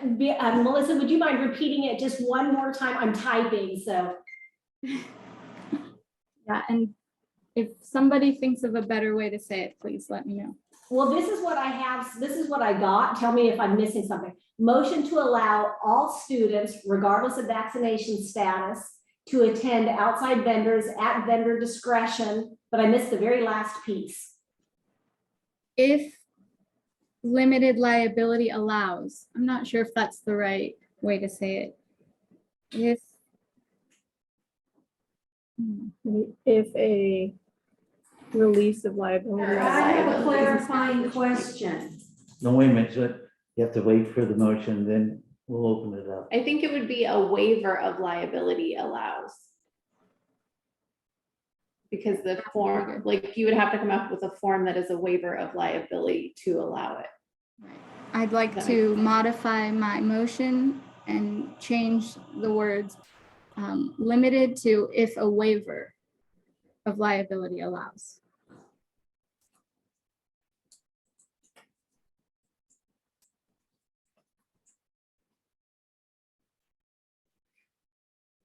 Okay, is there a second? I'll second the motion. Okay, it's been moved and seconded. Is there any discussion? I have a question. The way that is worded, my interpretation is that the student that is unvaccinated can attend outside vendor activities, but still not allowed in the classroom. But they Yes. can only attend that if there's a waiver approved for liability. And the It's not vendor a blanket, allows. and it allows. So we have to talk to the lawyers and then form a waiver, and then it's still not a like, this is. But I agree with you, Rosemary, that nothing was said about in the classroom, but I don't think that's even really. can't part- change yeah, we anything in the can't change classroom. that, that That's piece, California law. yeah. Like, we can't change the requirements of in-classroom instruction and vaccination. Let me just restate what the action item is to be considered. Childhood vaccination requirements related to in-person instructional opportunities. So I think that's confusion, maybe that Rosemary expressing. Okay. See, this is talking about, So instead of outside In-person. vendors, in-person instructional opportunities, you think that makes it more clear? But it does say here, classes held by outside vendors. Right. In the description. Yeah. Yeah, in my description, you mean? Yeah. We could add some terminology regarding learning centers to make it more clarified. Or outside vendors. So it's less open to interpretation. Well, right now, this is what I have, and Melissa, you're the one that made the motion, so correct me if this is wrong, if I didn't write this correctly. Motion to allow all students, regardless of vaccination status, to attend outside vendors at vendor discretion if a waiver of liability allows. Yeah, the only difference in my terminology was I motioned to write a policy that includes all independent study students in off-campus paid vendor educational opportunities, regardless of immunization status at vendor discretion, if a waiver of liability allows.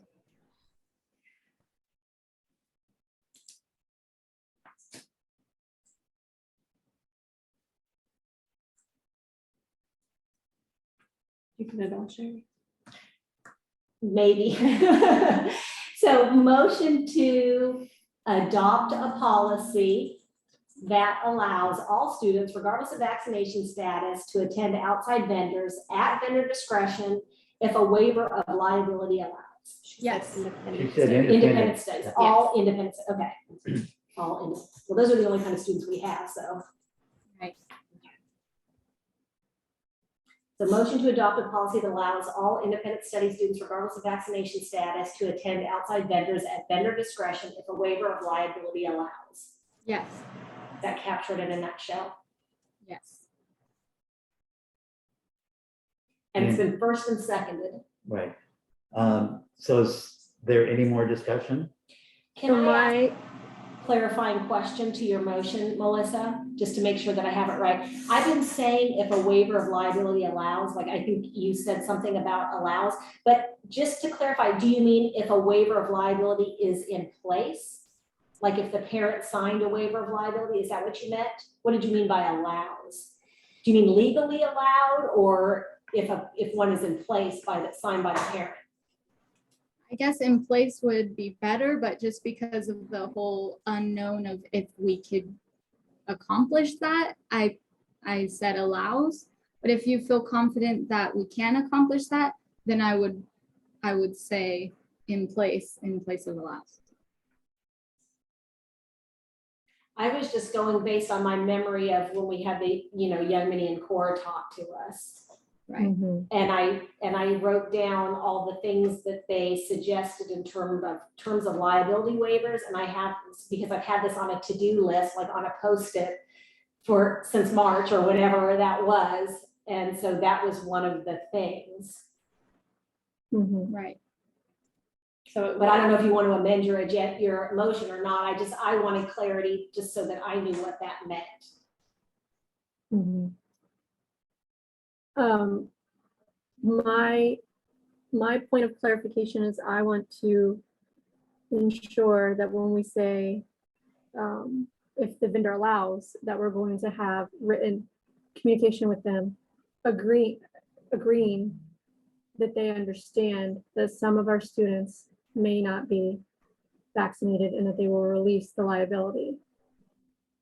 That's my point of clarification, making sure that that's what the motion means. So instead of vendor discretion, more with like a vendor agreement. Right, because from my perspective, we want the agreement not only between the families of the students, but also with the vendors. I am sure that they assume that all types of folks are coming into their establishments. But again, that's where my concern lies, right? And so I want to make sure that that's what we're saying with this motion. So Bianca, are you wanting to amend your motion to say like written? You mean, Melissa. Melissa? Yeah, what You did I said say? yeah. Oh, sorry. Melissa, did you want to amend your motion to say written vendor agreement rather than vendor discretion? Yes. And then Bianca, are you willing to second that amendment? No, well, it's, Amy's the one, the approved. Oh, Amy made original, the second. Right, Oh, okay, the sorry. second. And I So have she another I has- had that written Well, down. I don't know. let's go through this. I do, we're not done with the discussion because as there's more clarification, it opens up other things to point out.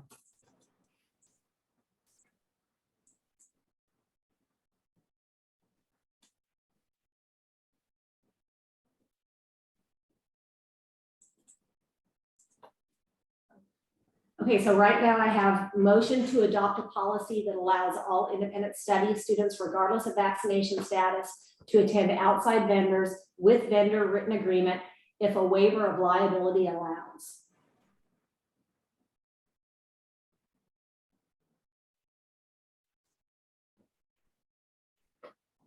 Is that acceptable, Melissa?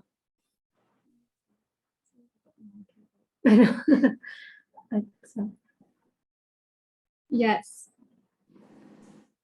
And Amy, since you made yes, this second? my second stand. All right, we're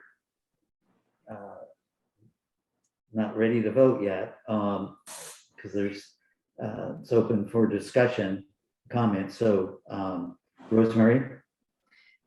One thing that comes to mind is, I hate to use this word, but in my opinion, it's discriminating against the students that are unvaccinated that can't come onto our campus, but we're allowing them to go to outside vendors if this falls into place. And so I don't understand why or how we can do this with outside vendors, but yet we still can't allow them in our classrooms.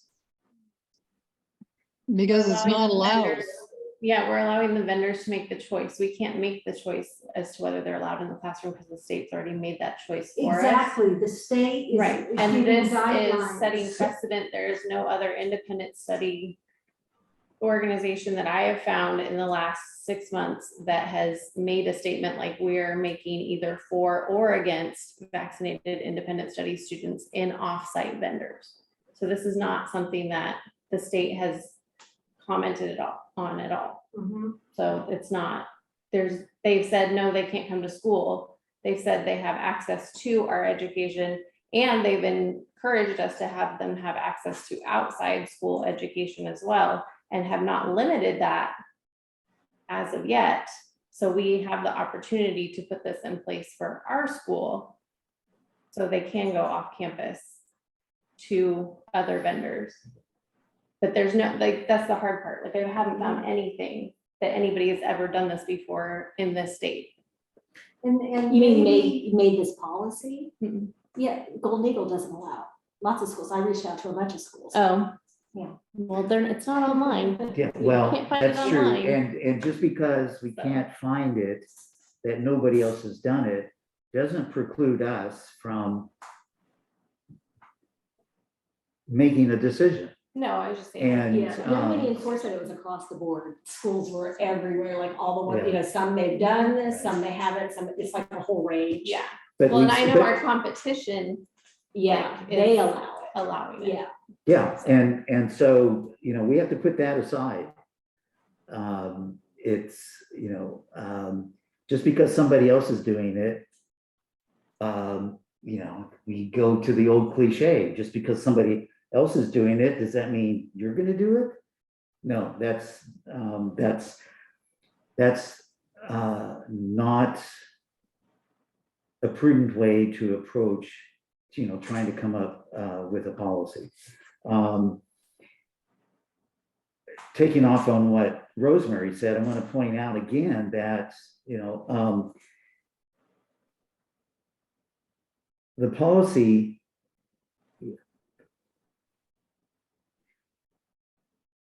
independent study students who are, and all of our students are independent study students.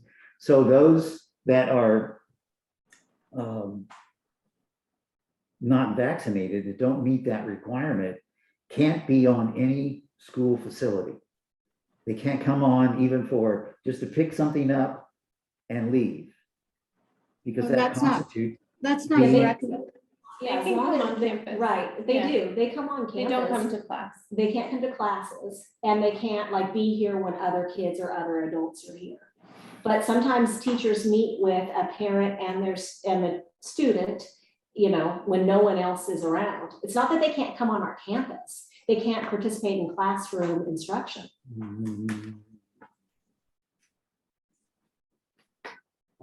I I'd mean, like any to, non-vaccinated kid could walk in onto any campus Oh, at sure. any time. You Well, can't really keep somebody. from that's being- true, but if it's for instructional purposes, Right, for instructional, for classroom. I thought that's what this was referring to. That the CDE legal team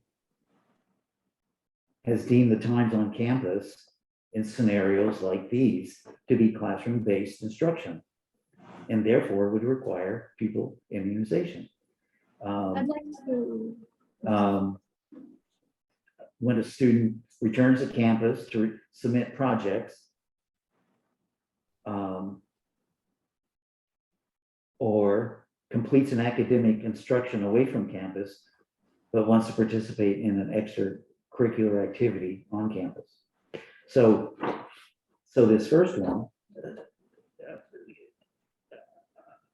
I just, I'd like to see a better clarification. So, I see this Yeah, conflict. just as long as mean, nobody you've been- else is around, that's what's, it's not spelled out in the law, and that is the problem here. Yeah. It's not spelled out, it's gray area, and it always has been, and, that it's like so that's why we've always kind of gone with, what was the intent of the law? If the intent of the law was to protect people, then coming around when no one else is around protects people. And so that's what you just saw, what you just read that was on CDE's website, that's not written into the law. That's like their interpretation. You could read any attorney's interpretation. Sure. And that's why we had our attorneys come in and speak with us, and they made it really clear that this is gray, and schools across the state are doing it in different ways.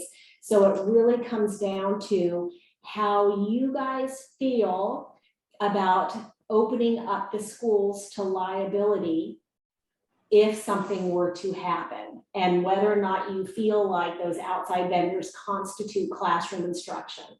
And again, it's subjective. Well, one, I agree that whoever and wherever our students go, that constitutes classroom instruction, enrichment. I that's just my frame of reference, Mhm. and, always has been, and, obviously, some people don't agree with that, and some people do. One of the things I'm terribly concerned about,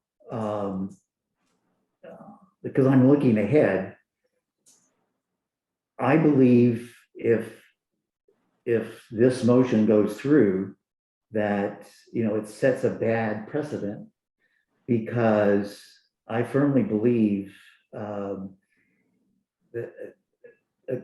our governor and all the pieces are starting to fall into place.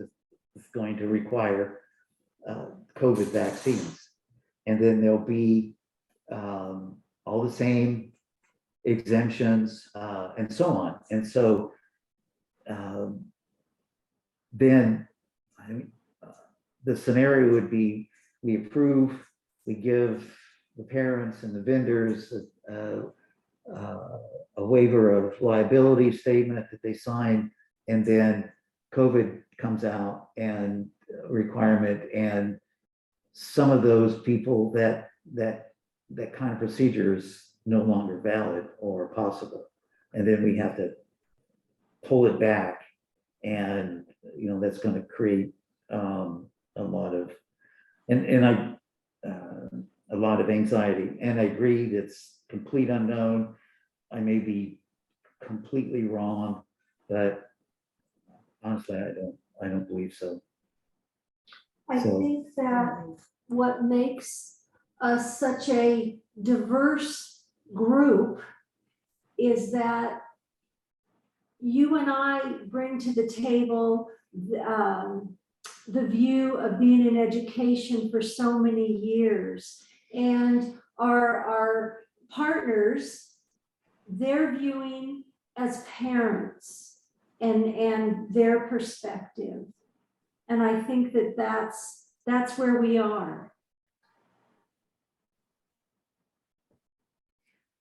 All right. Can is there we, any can further- we, Jerry, Go ahead. can we, well, most of our policies we review every year.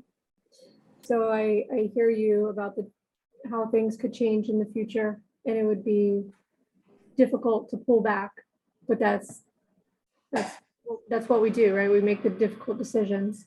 And if we ensure that we review this policy every year, or even more often if necessary, if we say, okay, let's review it in December as well, then that could help to keep us ahead of the curve, or make the decisions a little less difficult as we watch the laws change or public health change. So I don't know if that needs to be added into the motion, but just throwing Bianca, that- thank you. Thank you for that. It is, I'll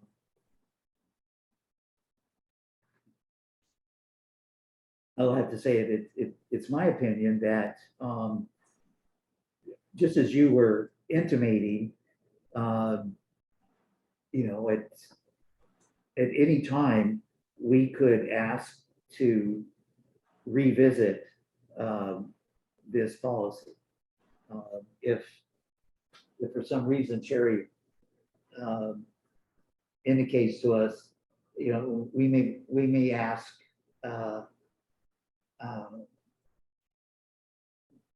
month in, month out, how's the policy going? How are people and vendors reacting to the release of liability statement? Is there cooperation? If we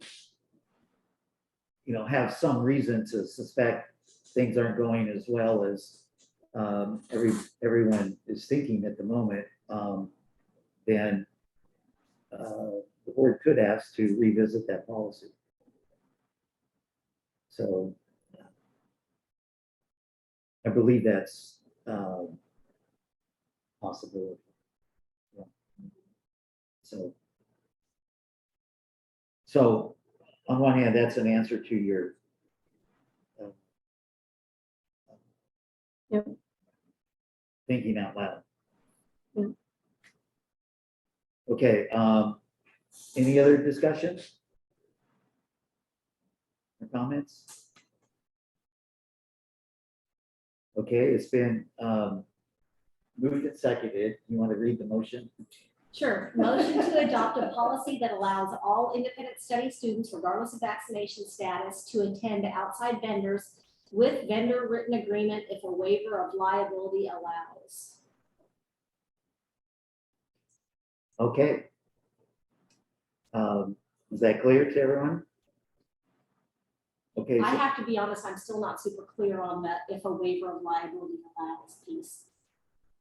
I don't really know exactly what that means. If a waiver of liability allows what? I'll amend that and say if a waiver of liability is in place. By parents? Or By- by vendors? I already said by vendors. Yeah, so. it would How be- about adding the word appropriate waiver of liability? Then it remains to be seen whether just the parent one or, you know, one from the vendor. Maybe there's 2 or 3 waivers that need to be in place or something. Wasn't there a discussion about that earlier? Yeah, that's what I thought. One by the vendor, one by the Yeah, parent. and how about instead of appropriate, signed, a signed waiver of liability?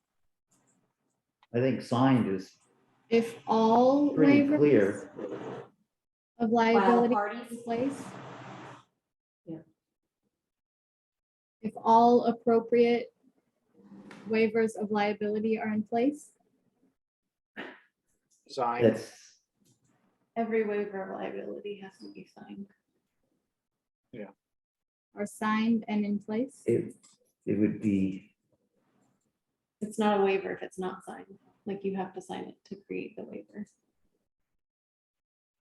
wouldn't it be more appropriate to specify who signs the waiver? Is it vendor, parent, student? Or Parent, guardian. none of them, or only one of them? Right. And vendors. Should the school have a signature line? By all parties. Yeah. All what about required this? parties. All, What- by all required parties. What about this? Motion to adopt a policy that allows all independent study students, regardless of vaccination status, to attend outside vendors if a waiver of liability signed by all parties is in place. Yes. That sounds. I like that. I would amend my motion to what Sherry just stated. Amy, do you amend your Okay, second? and I amend my second. So you got it down. I think I have it down. I can read it one more time, everybody, listen, see what you think, listen for clarity.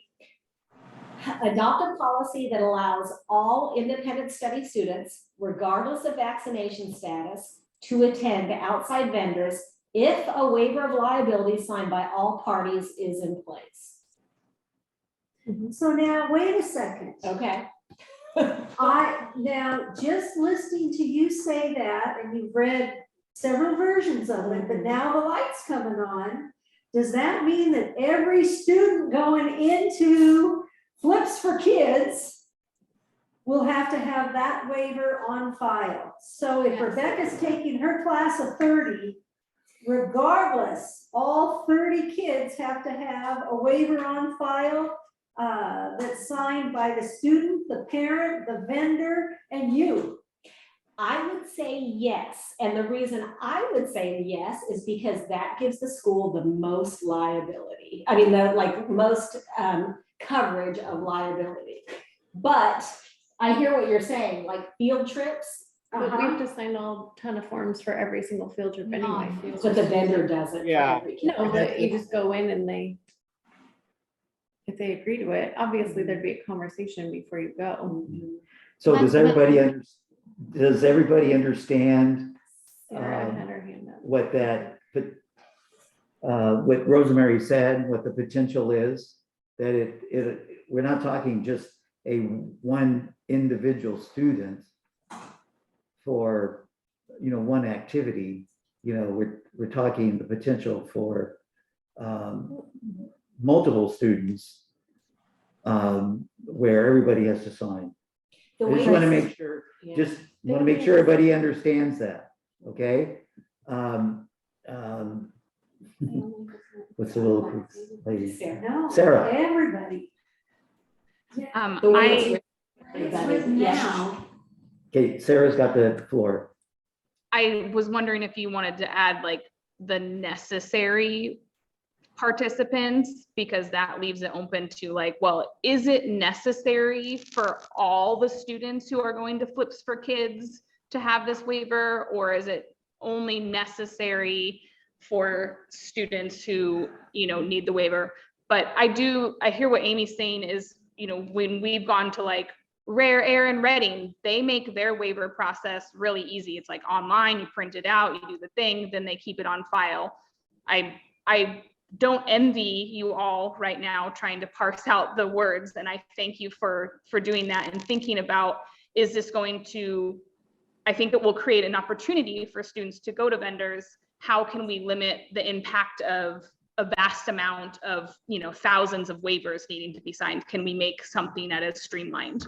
Yeah, and would all 37 of those kids be showing up at Flips for Kids or whatever that place was called, at a time? And it might be, a group that's going there, maybe it's only 7 kids or something, and then they just Well, do. if it's Cut and Learning Center, it's 100 kids at once. Yeah, but if they're at Cut and Learning Center, then they must be vaccinated if they're in-person classes in our learning center, And right? the way this is written, this would even apply to like field trips. Like this would be unvaccinated kids could go on field trips. Yeah, but again, that's Cut and Learning Center has home-based independent study kids. right. How many does that particular, learning center have?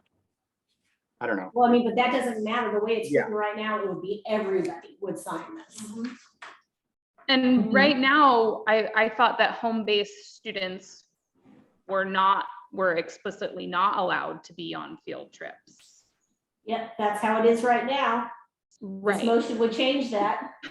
right. So that's why I was like, I know that you guys are trying to parse that out. So maybe if, like what Kirk's saying, if they are attending a learning center, then they are meeting the vaccination requirements. How can we make it so that that waiver doesn't have to apply to students at a learning center, perhaps? Because then it wouldn't apply to field trips.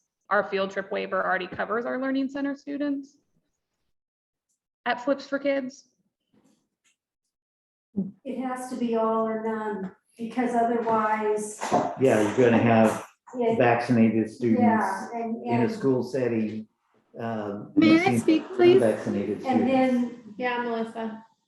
Okay, so we have um, a vendor service policy, which is separate than our field trip policy. And I believe that we've spoke about in the past that this is part of our vendor service policy, which I'll just say outside vendors will only be used when the service that is being provided is not a service that school employees can provide. So that would separate it from a field trip, I believe.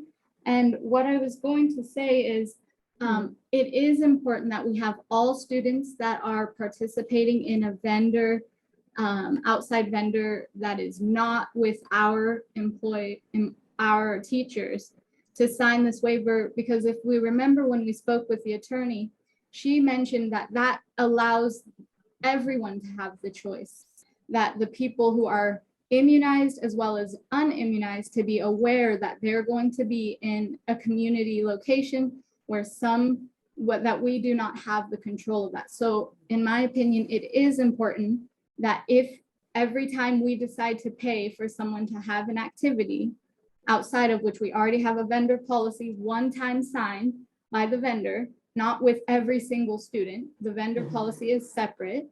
That would be a waiver that would be in our vendor policy, which we spoke about, we need to create with this attorney after we make this decision.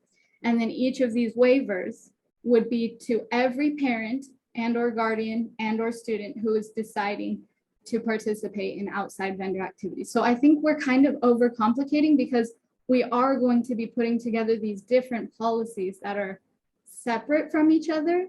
And I think what we're just trying to say right here is not change policies, it's create a vendor policy that refers to immunization. So I don't know, I feel like we're kind of just going round and round when we kind of have it figured out to this point. We still have to create the policy, and there's still going to be a lot of talk that I think Sherry will probably be able to figure out with the attorney. And then the policy would come to you guys once the attorney writes it. So really what this motion is doing is directing me to have Young Indian Corps create a policy. And then that policy would come to you guys for review and approval.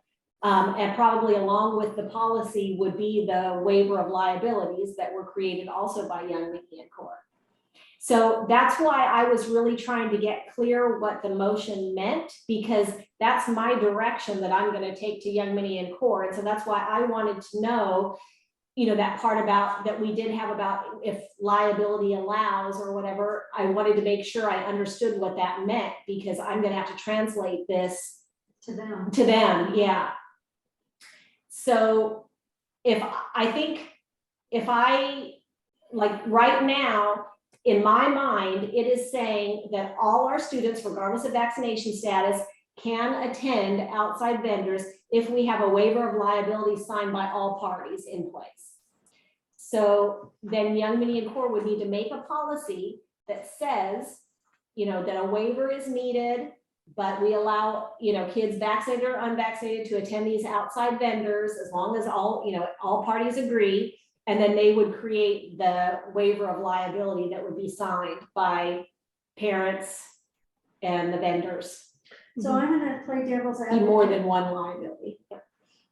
Why can my student go to Flips for Kids with a signed waiver, but But why not can't our my school student campus. go into a classroom with a signed waiver? Right. Because of the state law. We have no. Because the state law is really clear, not allowed. It's not really Right. clear. What the state law is not really clear, or we wouldn't be having this conversation. The state law says that you can't be unvaccinated and, you know, participate in classroom instruction. And so we're trying to figure out what is classroom instruction. Well, it's Classroom clearly, instruction is at one of our centers, or classroom instruction is at an outside vendor. okay, In the immediate supervision of Mm-hmm. a certificated person. Which at the outside vendors, they're not under immediate supervision of a, But is the teacher there? Not no, necessarily. no, the teacher's not there.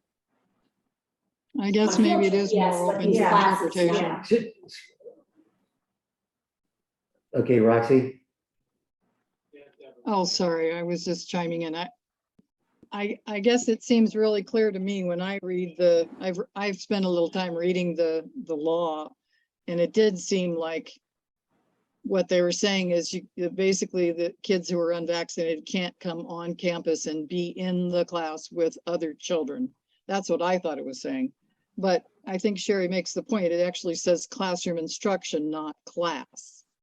So I guess it can be interpreted to be confusing between whether it's an outside vendor or a classroom. I hadn't really put that together. And that's the whole nut of this argument. And that's what the attorneys talk to us about. And that's the gray area. and so does classroom instruction where a student gets some sort of credit, either elective credit or just pure enrichment, can that only happen under the supervision of a certificated teacher?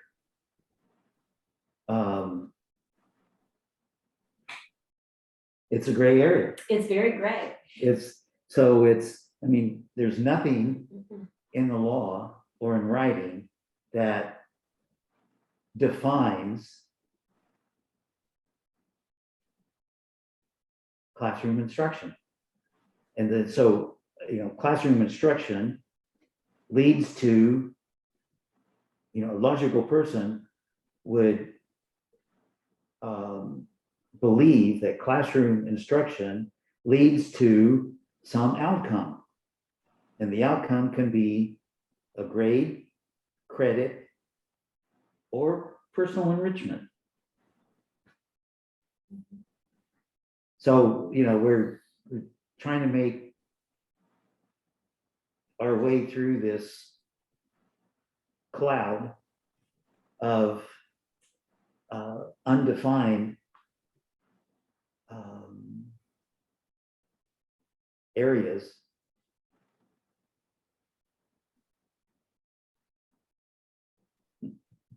I think Sarah has her hand up. Yes, Sarah. Yes, undefined areas are always fun. I think that as a person who I work really well with clear definitions, and so I see that the struggle is always, I think, going to be in place when there's gray areas. When you're talking about, is classroom, if classroom instruction is the terminology, it's really, well, what are the interpretations? What are the interpretations of lawyers, teachers, board members? Is classroom instruction any place where funds are spent? Is it any place where they get a grade? Is it any place where they get credit? I know that when I was in high school, you got credit for work experience. I don't think that any, schools weren't spending funds on your work experience, and no workplace necessarily did, they didn't have instructors.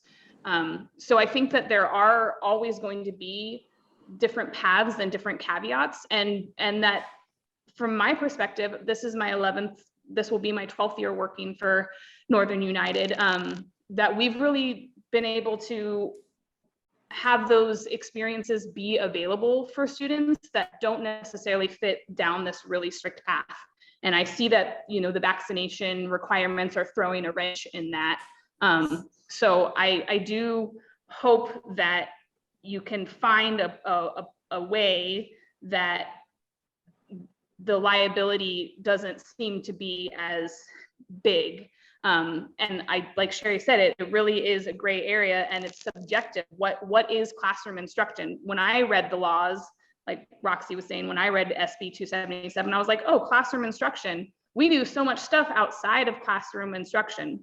I'm a teacher, so anytime I'm there, it probably kind of, is classroom instruction. But if parents are doing things outside of there, that is at whatever Flips for Kids or at the gym, I don't see that as classroom instruction. So I see that there's a wide spectrum in trying to narrow down what we can do as a school.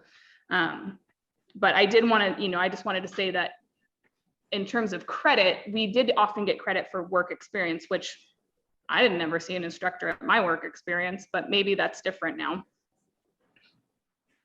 Thank you, Sarah. You've helped identify where Rosemary and I, to the larger group, to where Rosemary and I are coming from. You as a teacher, you have an understanding of what classroom instruction means to you. Rosemary, working in the school system, has a public school system for many years, has perspective on what constitutes classroom instruction. For myself as a classroom teacher and school administrator, I have a definite perspective on what constitutes classroom instruction. As far as work experience, the things have changed. I can't say significantly because I don't know the before, in the middle and the current. But with work experience, there was an agreement. There's a work experience agreement signed by the student and or parent and the employer. So there were certain expectations for them to get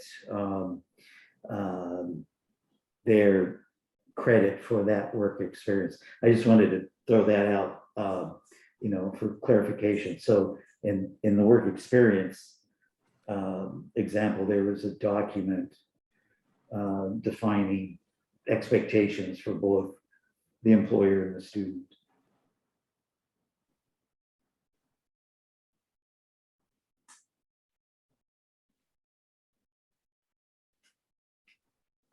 So around and around we go.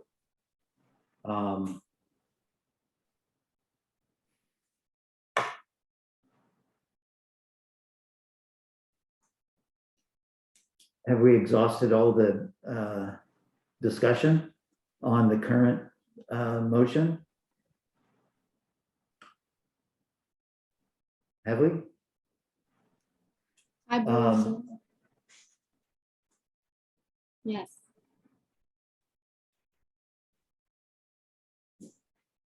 All right, so it's been moved and seconded. And all those in favor?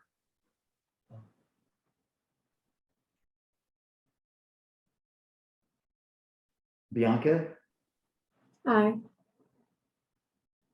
Melissa, Aye. Rosemary, No, Amy, Aye. and I vote no.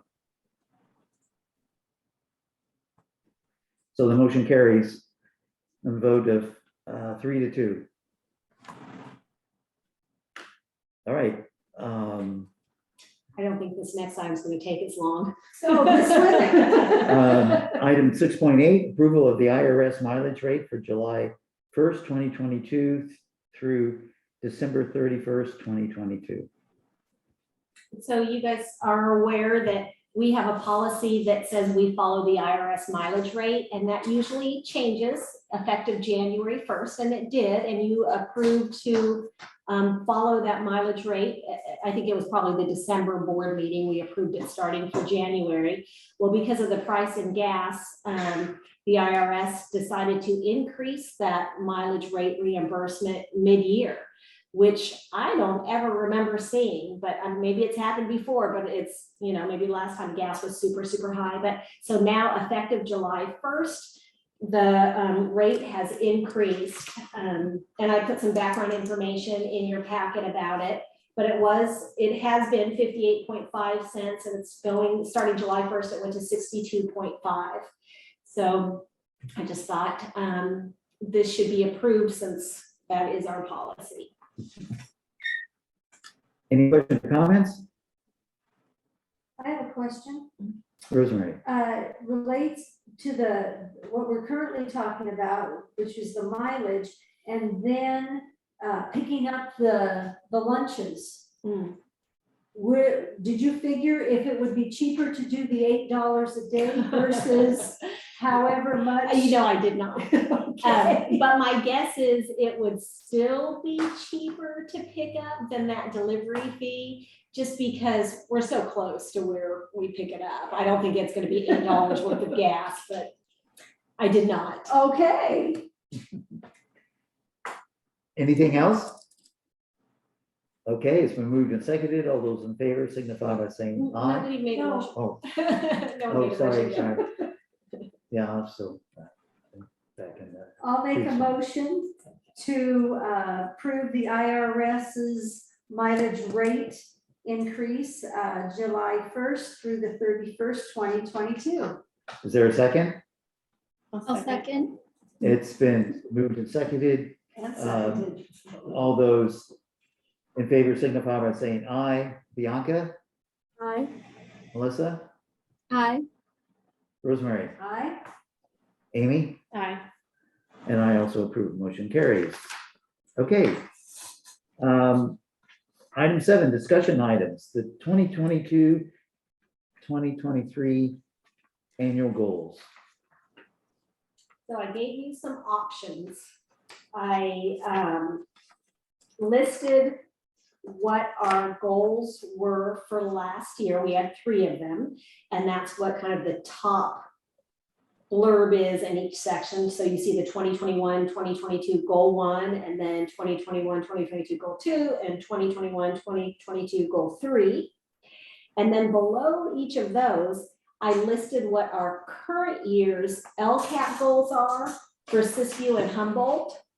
Humboldt only has 2 goals, Siskiyou has 3. So that's why, like on the very last one, there wasn't something that kind of corresponded with that, because Humboldt kind of combines those 2. I just put those out there as our kind of discussion starter. And I have no proposal other, than to just show you these options. And we don't have to approve anything right now. It's just a discussion. But I just wanted you to, see some options that are currently existing in our LCAPs and the goals we had last year. And see if there's any suggestions or anything.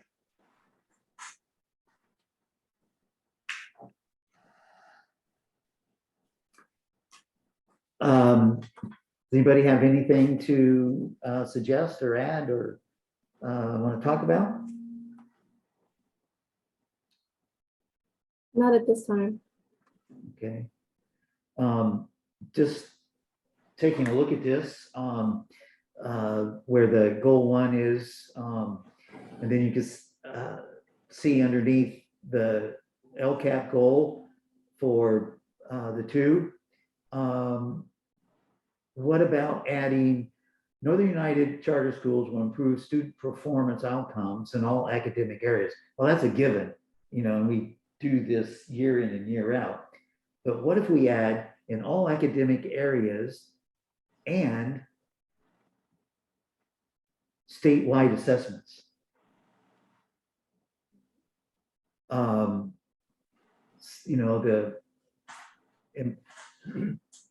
assessments, in a sense, are the proof in the pudding. And, it just strikes me just at this moment in time that, why not just add the statewide assessments?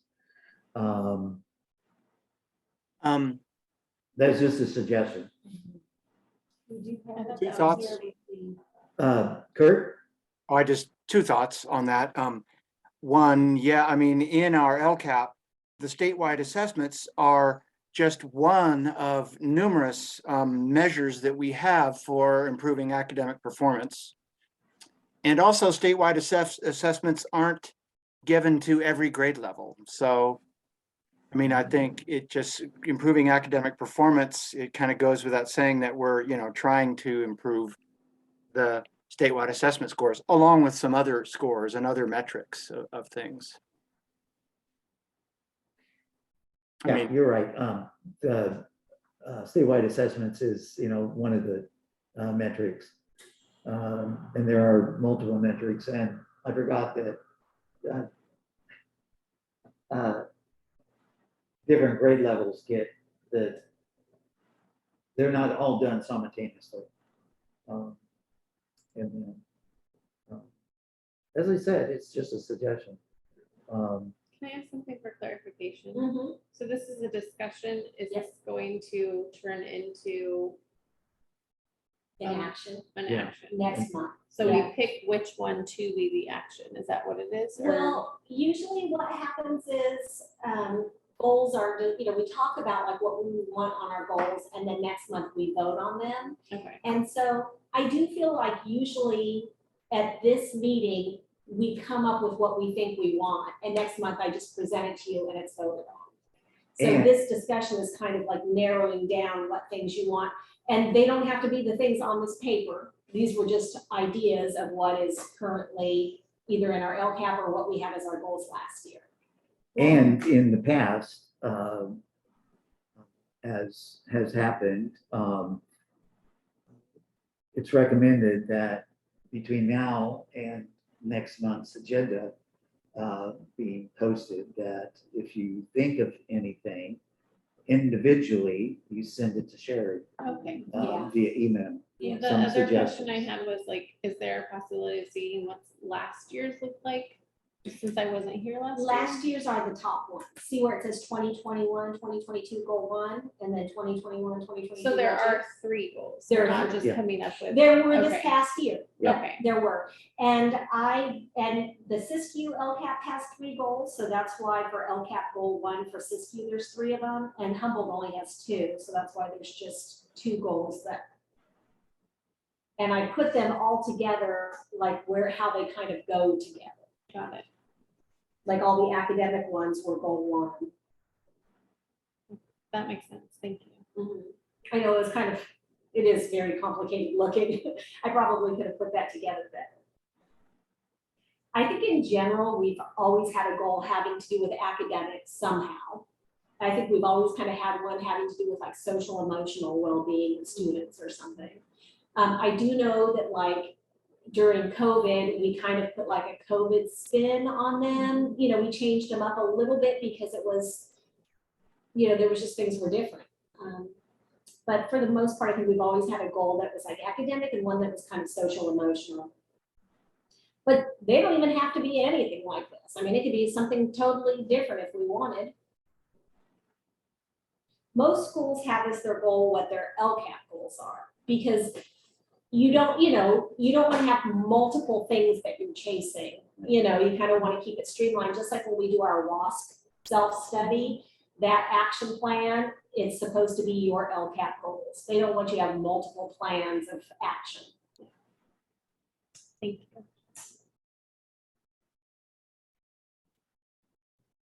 So if we wanted to just keep even the ones we had for this past year, we could just keep it the same.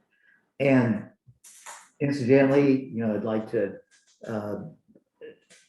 just remind the board that generally speaking, these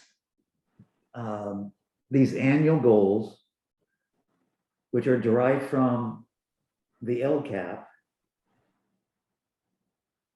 make their way into our director's goals for the year, which is the basis of the board's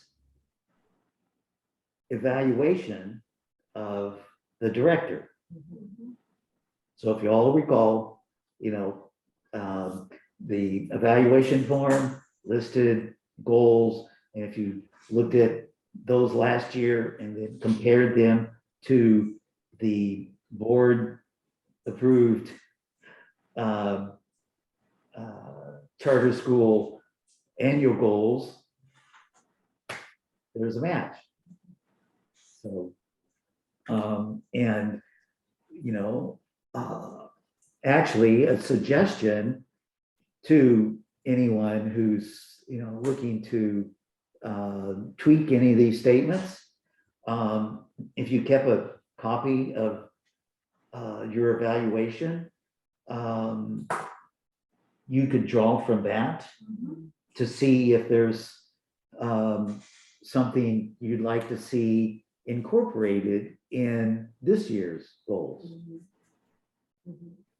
So I just put that out there for you. Thank you.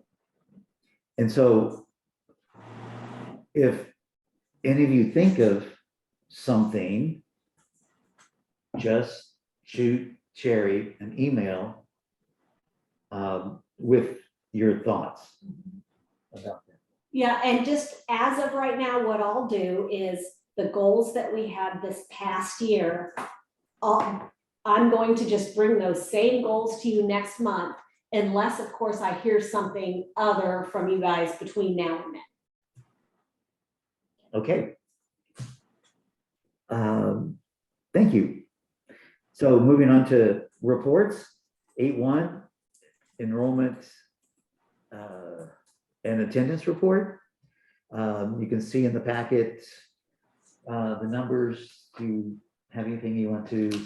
Well, they've increased since I put this together. You know, it's We hope so. a super moving target right now. I know Roxy's been trying to get, you know, all the enrollments in as she gets them, but they're still not even all in.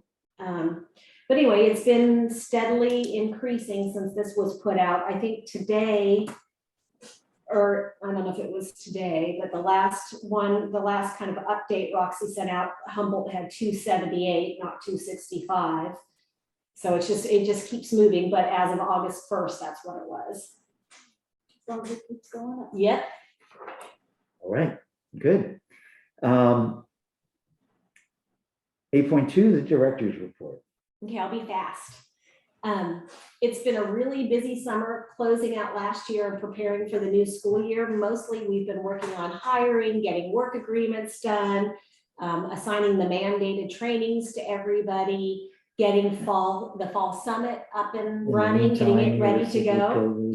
Yep, and this fall summit will be the first time in 2 years that will be in person, and we're doing it a little differently. Normally, we have it on the Thursday and Friday before the school year. This time, we're trying it on the Wednesday and Thursday before kids come, because we had gotten feedback over the years about teachers really wanting to be in their classroom that last day before kids come, that Friday.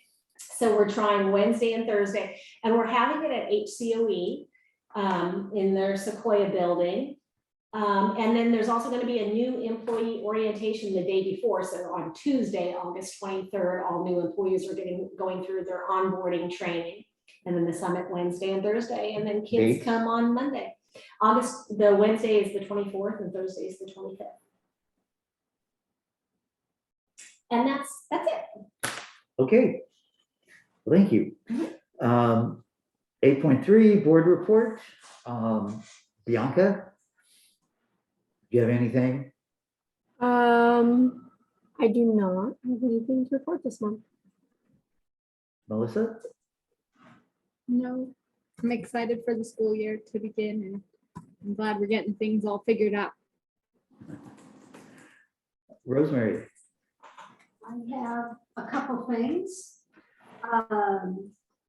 I would like to ask of the sites if they could send the board calendars, events, information as they have in the past, and just wanted to ask that continues. Also, I would like to get the opinion of my fellow board members. What do you think about the return of our student speakers? Food for thought. That was my discussion. Thank you, Rosemary. Pertaining to your last one, another casualty of COVID. Yeah, exactly. Absolutely. If it can be arranged and worked out, I say we bring back student speakers. It's just Rebecca, it's a thumbs up there. a grand way to personalize your report. We loved it in the past. And it actually applies. If I recall, we had one from Bryceland, Yes. and it also applies to the Siskiyou side. Oh, absolutely. All our sites. Everybody. Yep. Yeah, Yep. And every I site. still have the postcards because I would send them thank yous. Yeah. Yeah. From us afterwards. Very good, Rosemary. Amy? I just wanted to say thank you to Rebecca and Kirk and Roxy and Sarah and anybody else that was here tonight. Really appreciate all of you. Thank you. And for me, I was gonna, with the discussion item, we talk about the school's goals, and once upon a time, we had talked about trying to set out beginning of the year board goals, goals for the board. Mhm. And I think that might not be a bad idea because we have two relatively new board members. And, you know, it goes along with, I keep bringing up, if some of you recall, a return to collectively getting together like we used to in Siskiyou and in Humboldt. I think we've gotten far away from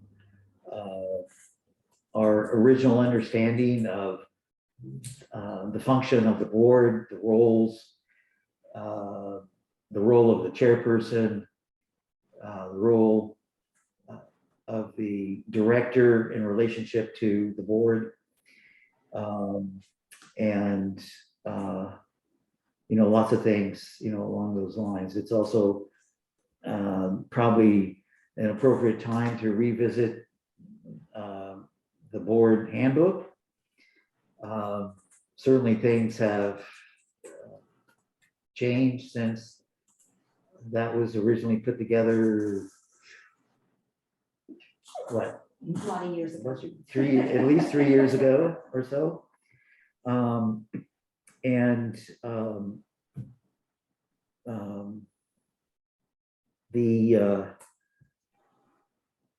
The other thing I'd like to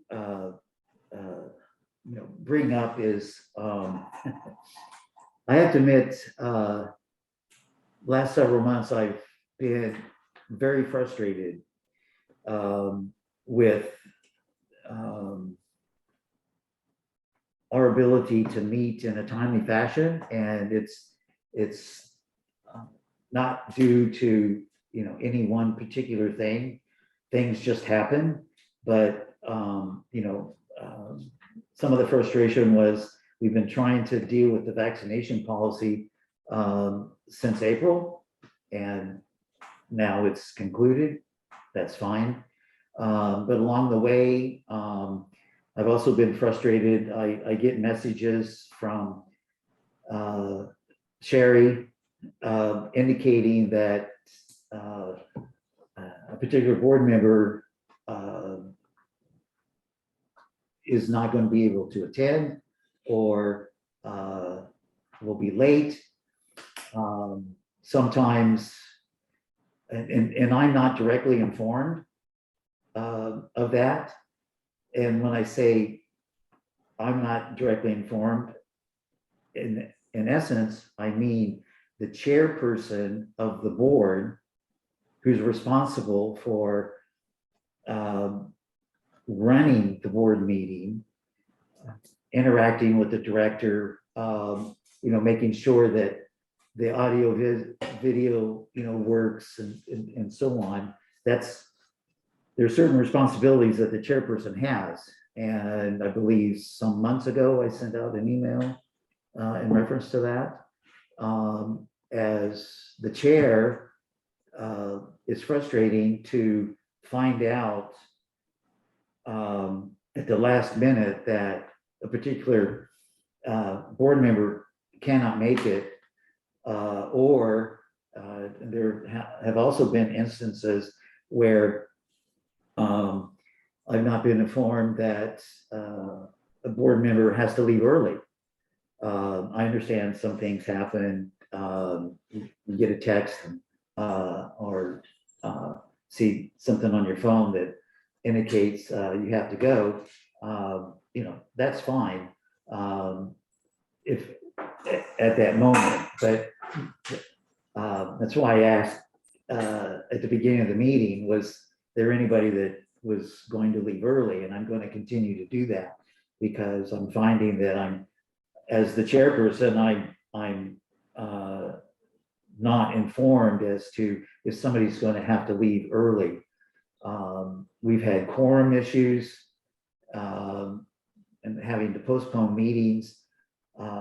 And this is all moving towards maybe a discussion of board goals,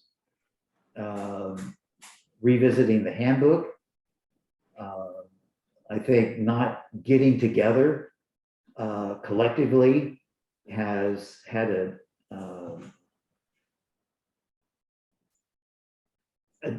impact on the collegiality of the workings of the board. And I say that in comparison to in the beginning. I believe, with no due disrespect to Melissa or Amy, but Bianca and Rosemary, remember those days in the beginning. We were charting a new course and embarking on new territory and trying to work out the proper wording of a phrase because it sounded wonky. And all the deliberations to make sure we got it right, just as we did tonight, with the wording of the policy. I just feel that it's getting away from that, and I really believe that it's just the way things have unfolded.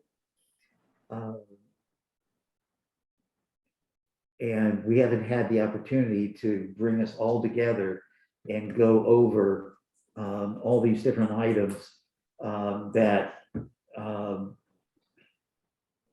made us a team in the beginning. So I really believe that we should be thinking about it would take a getting together to be able for the board to offer out some goals for the year and possibly revisit the handbook. One of the things I remember from our last get together, we worked on the agenda, physically, how was the agenda going to, the wording for, and so we come up with this, and I think we're all pleased with it. There are other kinds of things like that, and I just, damn COVID really has thrown us off track for a lot of really good practices that We were the masters of wordsmithing when we were together. So anyway, that's all I have to say at the moment. Okay, 9, next board meeting, 9.1, possible agenda items. Policies. There are a few policies, like the missed assignment policy, Oh, yes, hopefully yes, we get yes. from Young Indian Corps, and then possibly this vaccination one, we'll see. And then, of course, let me know that the annual goals will be on there. Mhm. And Pay schedule. what's that? That's still The pay schedule. Oh, no, that won't be on there. No. Maybe a discussion of potential get together. Mhm. Sometime in the fall, we could do it in, well, discussion item, and then we'll discuss it. Anything else? No? Okay, 9.2, the next board meeting date is September 8th. Okay, and with that, at 7:33, I'll adjourn this meeting.